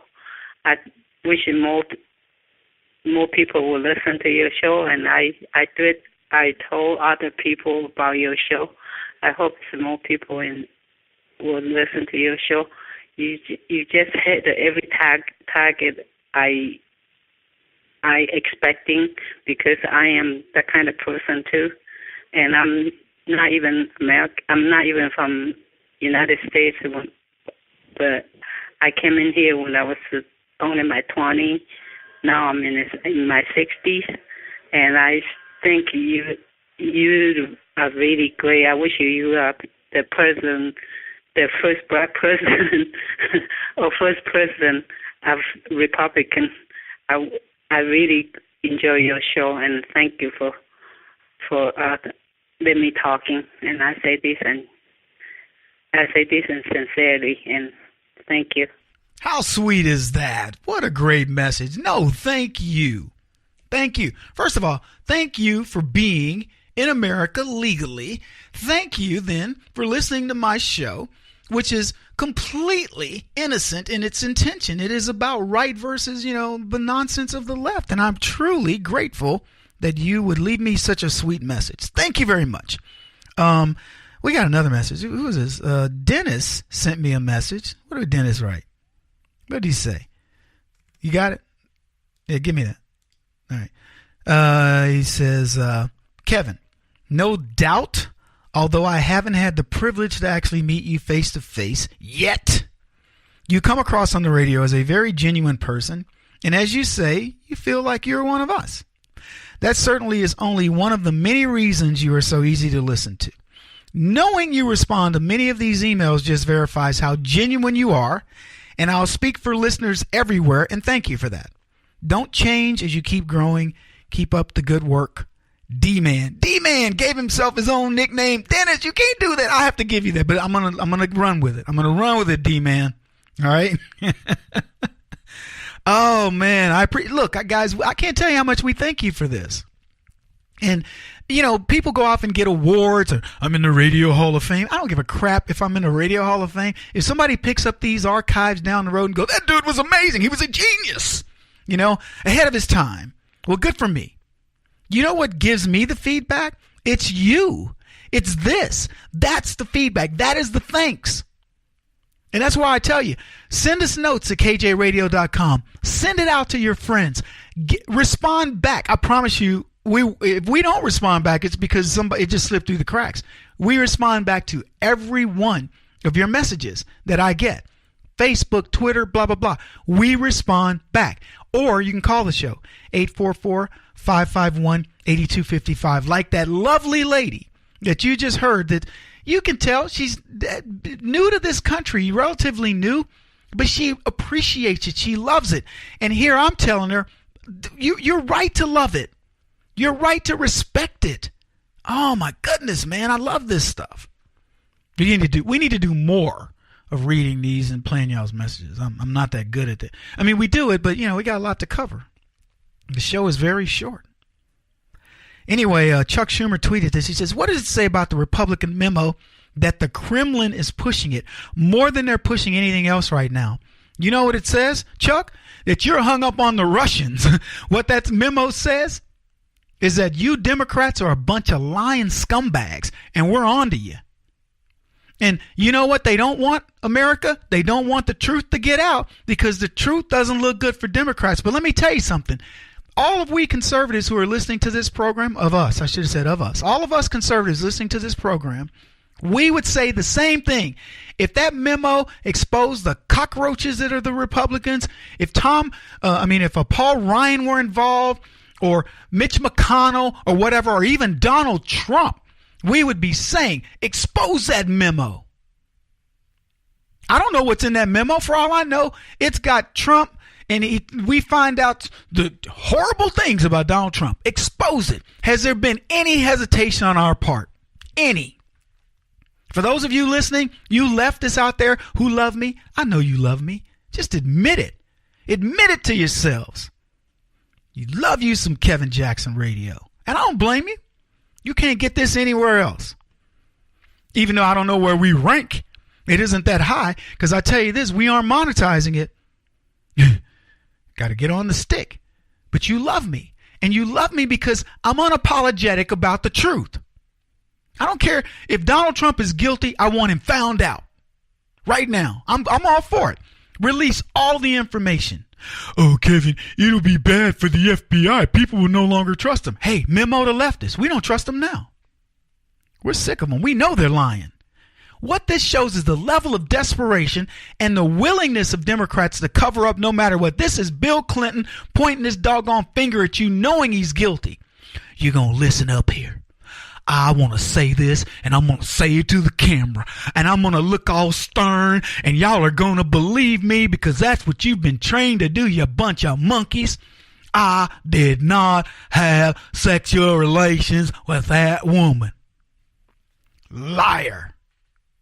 It's exactly what you did on multiple occasions.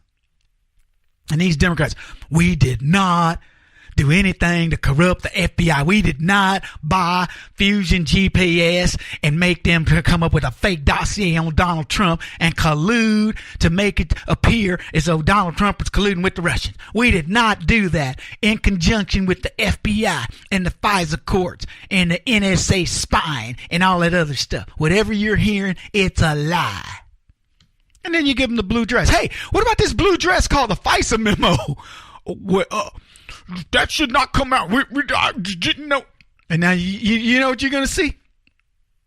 You're going to see a bunch of Democrats going, well, you know, it's not really important. I just want to get on with the nation's business. That's what Clinton said. I just want to get on with the nation's business. Yeah. Okay, you got the blue dress. You know I lied. I just want to get on with... Oh, did I mention that I don't consider that sex, by the way? I just want to get on with the nation's business. Can we just move on with the nation's business? And what's the nation's business? Accusing Nunez of being a Russian spy, accusing the millions of social media people who said release the memo of being Russian bots. What is the nation's business? Accusing Donald Trump of being treasonous because he may have wanted Mueller fired.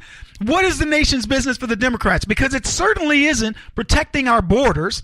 It certainly isn't keeping us out of harm's way from radical Islam. It certainly isn't defeating ISIS. It certainly isn't reducing the debt and appreciating to Donald Trump what he's done. It's none of that stuff. Somebody explain to me what the nation's business is. As we like to say in the vernacular, the business. What's the business of the nation? We're going to cover Barack Obama's State of the Union. No sense covering Trump's. His was amazing. But we're going to cover Obama's.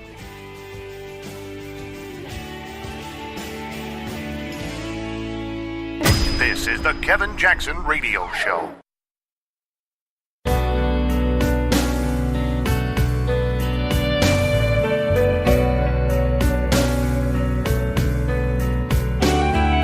This is the Kevin Jackson Radio Show. I have ordered the closing of the detention center at Guantanamo Bay. Tomorrow I'll visit Tampa, Florida, where workers will soon break ground on a new high-speed railroad funded by the Recovery Act. An investment that could lead to the world's cheapest solar cells, or treatment that kills cancer cells but leaves healthy ones. And that means building a new generation of safe, clean nuclear power plants, passing a comprehensive energy and climate bill with incentives that will finally make clean energy the profitable kind of energy in America. Our approach would preserve the right of Americans who have insurance to keep their doctor and their plan. It would reduce costs and premiums for millions of families and businesses. Our approach would bring down the deficit by as much as $1 trillion over the next 2 decades. Starting in 2011, we are prepared to freeze government spending for 3 years. Like any cash-strapped family, we will work within a budget to invest in what we need and sacrifice what we don't. And if I have to enforce this discipline by veto, I will. We will continue to go through the budget, line by line, to eliminate programs that we can't afford and don't work. That's why I've called for a bipartisan fiscal commission. This can't be one of those Washington gimmicks that lets us pretend we solve a problem. Restore the pay-as-you-go law, publish all earmark requests on a single website. I will not give up on trying to change the tone of our politics. We should continue the work of fixing our broken immigration system, to secure our borders and enforce our laws and ensure that everyone who plays by the rules can contribute to our economy and enrich our nation. Welcome back, everybody. Kevin Jackson here. It's the Kevin Jackson Show. That was 2010, Barack Obama. And what's funny is a lot of it sounds the same, but he brought in some new stuff. He made new promises, right? He says, we're going to close Gitmo. Is Gitmo closed? Nope. Still open, and rightfully so. See, because he got in there and went, where do we put these bad guys? He tried releasing them. He wanted to flood the world with bad guys. Where's this new high-speed rail that was paid for by the Recovery Act? Anybody? Have you been on it? Have you ridden it? Somebody, surely it's fun, right? If anybody's been on the new high-speed rail that was paid for by the Recovery Act, will you please write the show? Call us 844-551-8255 and let us know how it was. I'm sure you rode your unicorn and just left it in the parking lot while you got on the high-speed rail and circled around the globe and maybe went through a wormhole. Then he said this high-speed rail would probably lead the way to cheaper solar cells. It could be the thing that causes us to cure cancer. He says these solar cells could then be used to kill cancer cells. Where does this guy come up with this stuff? Freaking LSD type talk. So what we're going to do, we're going to build this high-speed rail from the money that we saved in the Recovery Act. There wasn't any money saved, Mr. President. Shut up. Anyway, then on top of our new high-speed rail, we'll put these really cool solar panels. And those solar panels are going to be new technology. And that technology will kill cancer. And you won't even have to take a vitamin. And your dog won't lose his hair. Okay, Mr. President, let's go to bed now. God, safe, clean nuclear power. You seen those plants? I haven't seen a safe, clean nuclear power plant. It built by Barack Obama. He had 7 years from when he made that statement to start building this plant. It's not built. He says he's going to give us a comprehensive climate bill for clean energy. No, he didn't. He gave money to his crony capitalist buddies who bilked taxpayers out of billions of dollars. They got rich, declared bankruptcy. You got bupkis. And the only thing he did, he put all that larceny inside of pages and pages of stuff that the President Trump is having to undo right now. And then here was the biggie. If you like your doctor, you can keep it. You like your plan, you can keep it. And oh, by the way, Obamacare is going to reduce cost. You're going to have it all. You'll have your doctor, you'll have your new plan, or the old plan you want, but the dollars are going to go down. I already told you, mine quadrupled. He said the same thing in 2009. He said what Obamacare was going to do was going to bring down the government deficit by $2 trillion over 10 years. In other words, $200 billion a year. This is a man who doubled the size of our debt. This is a man whose deficit was billions higher than any other president in history. Says he's going to freeze government spending. He's going to stop it in its tracks. You want to know why? Because government's crazy. It's gone too far with your money, and I'm going to be a good steward of it. And then he said again the same thing he said in 2009. I'm going to go line by line. I will veto pork. He went on even further. Pay-go. Pay as you go. That's the way we're going to run this government. We will not run in deficit spending. And yet he did. Then he went on to say, we will publish the earmarks. You will be able to go online and see what congressman is looking for what and who's trying to get you to pay for the nonsense that you don't want to pay for. That's going to get you the transparency you need. Somebody tell this brother where you can go see that. It isn't because Donald Trump took it down. And then I love the last part.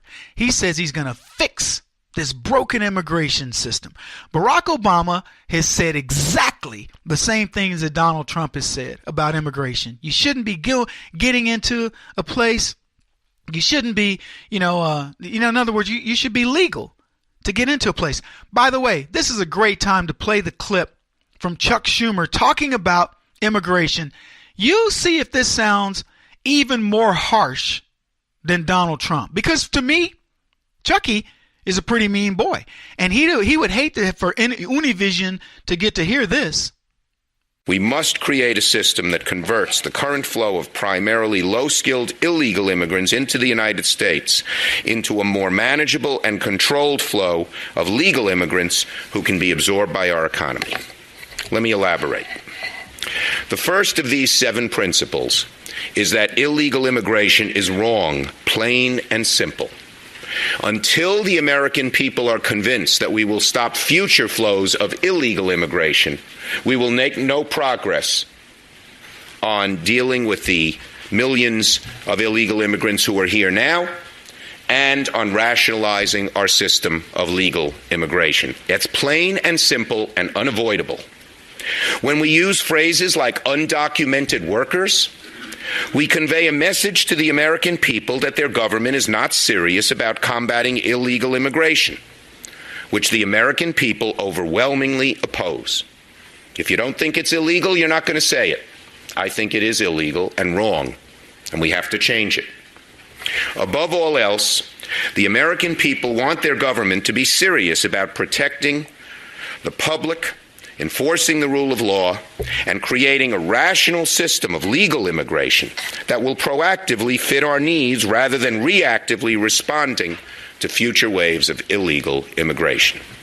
People who enter the United States without our permission are illegal aliens, and illegal aliens should not be treated the same as people who entered the U.S. legally.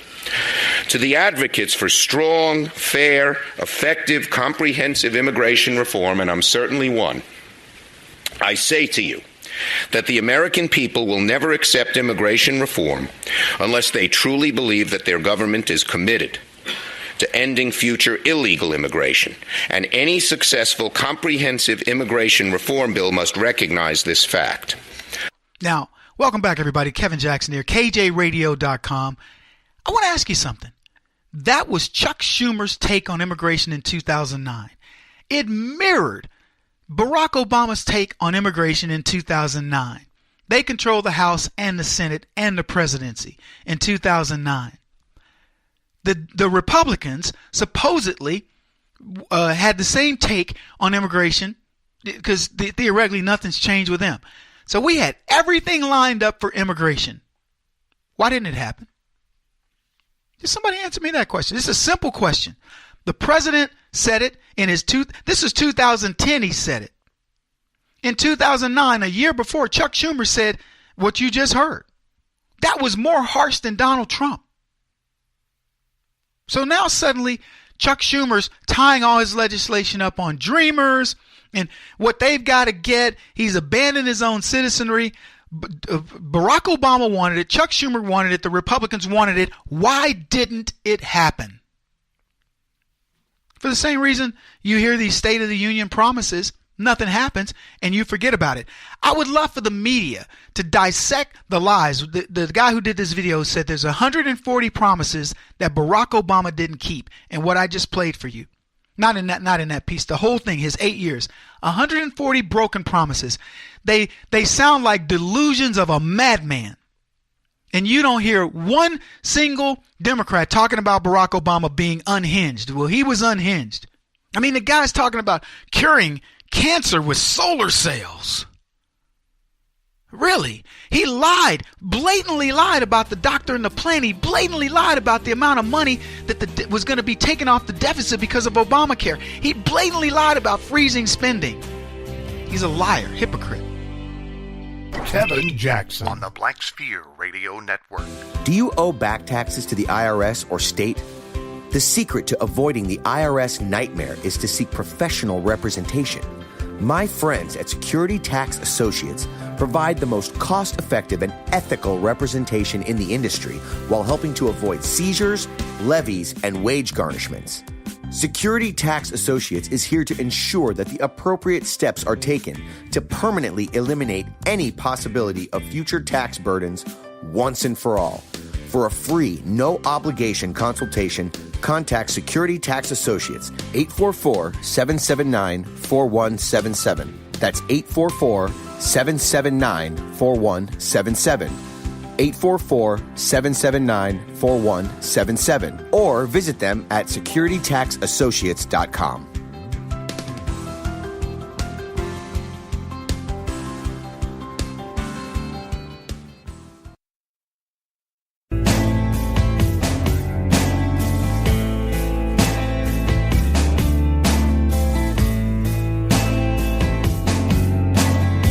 putting an end to identity politics. This is the Kevin Jackson Radio Show. Some folks want wind and solar. Others want nuclear, clean coal, and natural gas. To meet this goal, we will need them all. That we should take on once and for all the issue of illegal immigration. And I am prepared to work with Republicans and Democrats to protect our borders, enforce our laws, and address the millions of undocumented workers who are now living in the shadows. We'll put more Americans to work repairing crumbling roads and bridges. We'll make sure this is fully paid for, attract private investment, and pick projects based what's best for the economy, not politicians. Within 25 years, our goal is to give 80% of Americans access to high-speed rail. Within the next 5 years, we'll make it possible for businesses to deploy the next generation of high-speed wireless coverage to 98% of all Americans. Get rid of the loopholes, level the playing field, and use the savings to lower the corporate tax rate for the first time in 25 years to reduce barriers to growth and investment. When we find rules that put an unnecessary burden on businesses, we will fix them. I am proposing that starting this year, we freeze annual domestic spending for the next 5 years. The health insurance law we passed last year will slow these rising costs. Still, I'm willing to look at other ideas to bring down costs, including one that Republicans suggested last year, medical malpractice reform to rein in frivolous lawsuits. We should give them a government that's more competent and more efficient. There are 12 different agencies that deal with exports. There are at least 5 different agencies that deal with housing policy. Then there's my favorite example. The Interior Department is in charge of salmon while they're in freshwater, but the Commerce Department handles them when they're in saltwater. Because you deserve to know exactly how and where your tax dollars are being spent, you'll be able to go to a website and get that information for the very first time in history. If a bill comes to my desk with earmarks inside, I will veto it. Welcome back, everybody. That was Barack Obama in 2011. I've done 2009, 2010, and 2011. What? This is a broken freaking record. I will go line by line. We're going to get these savings, efficient homes, power lines, double the energy, breakthroughs in medicine, launching of a cancer effort, no new taxes. I mean, it's everything you could possibly want. Wind, solar, nuclear, clean coal, natural gas. We need them all. What did Barack Obama do? He tried to torpedo the coal industry, and he did it. And you know what happened? George Soros came in, bought up the options on coal, knowing that coal was going to come back. This was a favor to Soros. Guy probably made billions of dollars on that stock transaction. Yet again, in 2011, Barack Obama promised he's going to get on that illegal immigration, enforce our laws, and deal with the people that he said are hiding in the shadows. That was his first hint to what he really wanted to do. He said he was going to get more Americans working on roads and bridges. We spent $192 million announcing, putting up signs saying, hey, America, check out these new roads and bridges we're starting to build for you. Oh, by the way, the same roads and bridges and repairs that they take out tax money for every single year. He said that in 25 years, because of his high-speed rail initiative that he claimed had been started the year before, 80% of Americans were going to have access to high-speed rails. Even the country bumpkins were going to get to come in and see what it's like in the city. Come over here so we can mug you and molest you and take your money. Barack Obama said he would reduce the corporate tax rate. In 2011, he said he would do it. Did he do it? No, not unless he looks like Donald Trump and can time travel. He never did it, and he never had any intention of doing it. He said he would take away the unnecessary burdens on businesses. What do you think Trump had to do? Donald Trump took $2 trillion of unnecessary burdens off of businesses. And you know what happened? Businesses came to life. They were in the emergency room, in the, ICU going. And Trump came along and went, what? Hold on, there's a kink in the cord. Boop. Oxygen started flowing and the business went, I feel good. I knew that I wouldn't. They went all James Brown up in here. They started feeling good. Then get this. Barack Obama says, I'm going to freeze domestic spending for 5 years. Do you think this Negro froze domestic spending for 5 years? He spent $10 trillion, double more than any other all the presidents combined. He spent the same amount as all presidents in the history of this country. He said his new Obamacare, the Affordable Care Act that turned out to be not that affordable, was going to put money back into the Treasury. Not only, folks, was this going to save you money, and you could keep your doctor, and you could keep your plan, and you were going to get reduced medical cost, that he later said, no, the reduction in growth is what I was promising. Oh, and I'd meant you could keep your doctor and keep your plan, except we were going to have these new plans, and your plan was going to be phased out. So in that case, you couldn't. And oh, by the way, your doctor, he probably wouldn't honor the new plan. So sorry for you. But even on top of all that, Obamacare was going to be cost productive to the government. It was going to put money back, and it doggone should have, because it essentially quadrupled the rates the average person paid over the lifetime that it's been going. And you know what else? It's dying now, rightfully so. It's taken a rich white billionaire president to kill it. And I say to Barack Obama, if I were Trump, you're welcome. You don't want to live with that albatross around your neck, black man.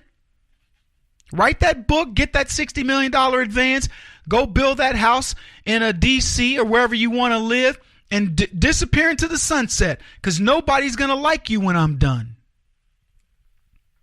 Obama promised more competent and more efficient government. Oh yeah, I got to give you a second to hear that. More competent and more efficient. It's funny that a moron would promise you competence. A moron who surrounded himself with morons. Do we need to count the ways? Even if you consider that Barack Obama had no scandals, let's look at his competence. He says that guns sneaked into Mexico, probably on their own, the same way they go out killing people indiscriminately and without a human. So they sneaked into Mexico, wreaked a little havoc over there, came back across the border, shot a couple of border patrol agents, killing one guy's Terry something, kill that guy, and they don't know how that happened. A couple of rogue players, who knows? But that's your competent government. A competent government that got 4 people killed in Benghazi, and thanks to special services and friends like my buddy Chris Peranto and others, or dozens more would have been killed. But Barack Obama says, oh, it was a video in California. Oh, no, it wasn't a video in California. It was something else. We don't really know. Well, it could have been this one Lone Ranger in Benghazi. That's who did it. In Libya. He's the one. He's the mastermind. But he tells you he's competent, right? Government efficiency, you couldn't even log on to Obamacare, even if you wanted to get that stinky insurance. You couldn't even get on. The same efficiency that causes the post office to lose money to where they're now talking about not delivering your mail on Sunday, 2 days a week. How long is it going to take to be down to you get 2 days of mail? What competence? The competence that has led to a trade deficit of $500 billion annually, more than that, with multiple countries. How many ways do I need to count the level of incompetence of this administration? He says again, he said this in 2010, he said in 2011, and folks, let me tell you something, because we're not going to get to all of these. Barack Obama in 2012, 13, 14, 15, and 16, he promises the same crap. This is, I don't even know where this is the imagination of a child. It's like sitting down and listening to little Jimmy, tell you, well, when I grow up, I want to be like a lion tamer, but on TV. And, I don't know, it really is like the rantings of a child. He's going to build another website where you can see where your tax dollars are being spent. He said it last year in 2010, and he said it again in 2011. And here's what's funny. He says it again and again and again. He promises all this stuff. Obamacare is going to pay you back. I'm going to reduce business costs. 140 promises this clown made not one single bit of follow-up by the left to say, look, Barack, okay, I'll give you 2 years. After the third year, seriously? He promised again he would veto any bills that had earmarks would hit his desk, he'd veto them. How many did he veto? Did the press follow up? No. You can bet these clowns will follow up on Donald Trump, and he knows it. And he's just waiting for it. He won't stop until he's the top-rated radio talk show host in America. What kind of weird competitive freak are you? This is the Kevin Jackson Radio Show.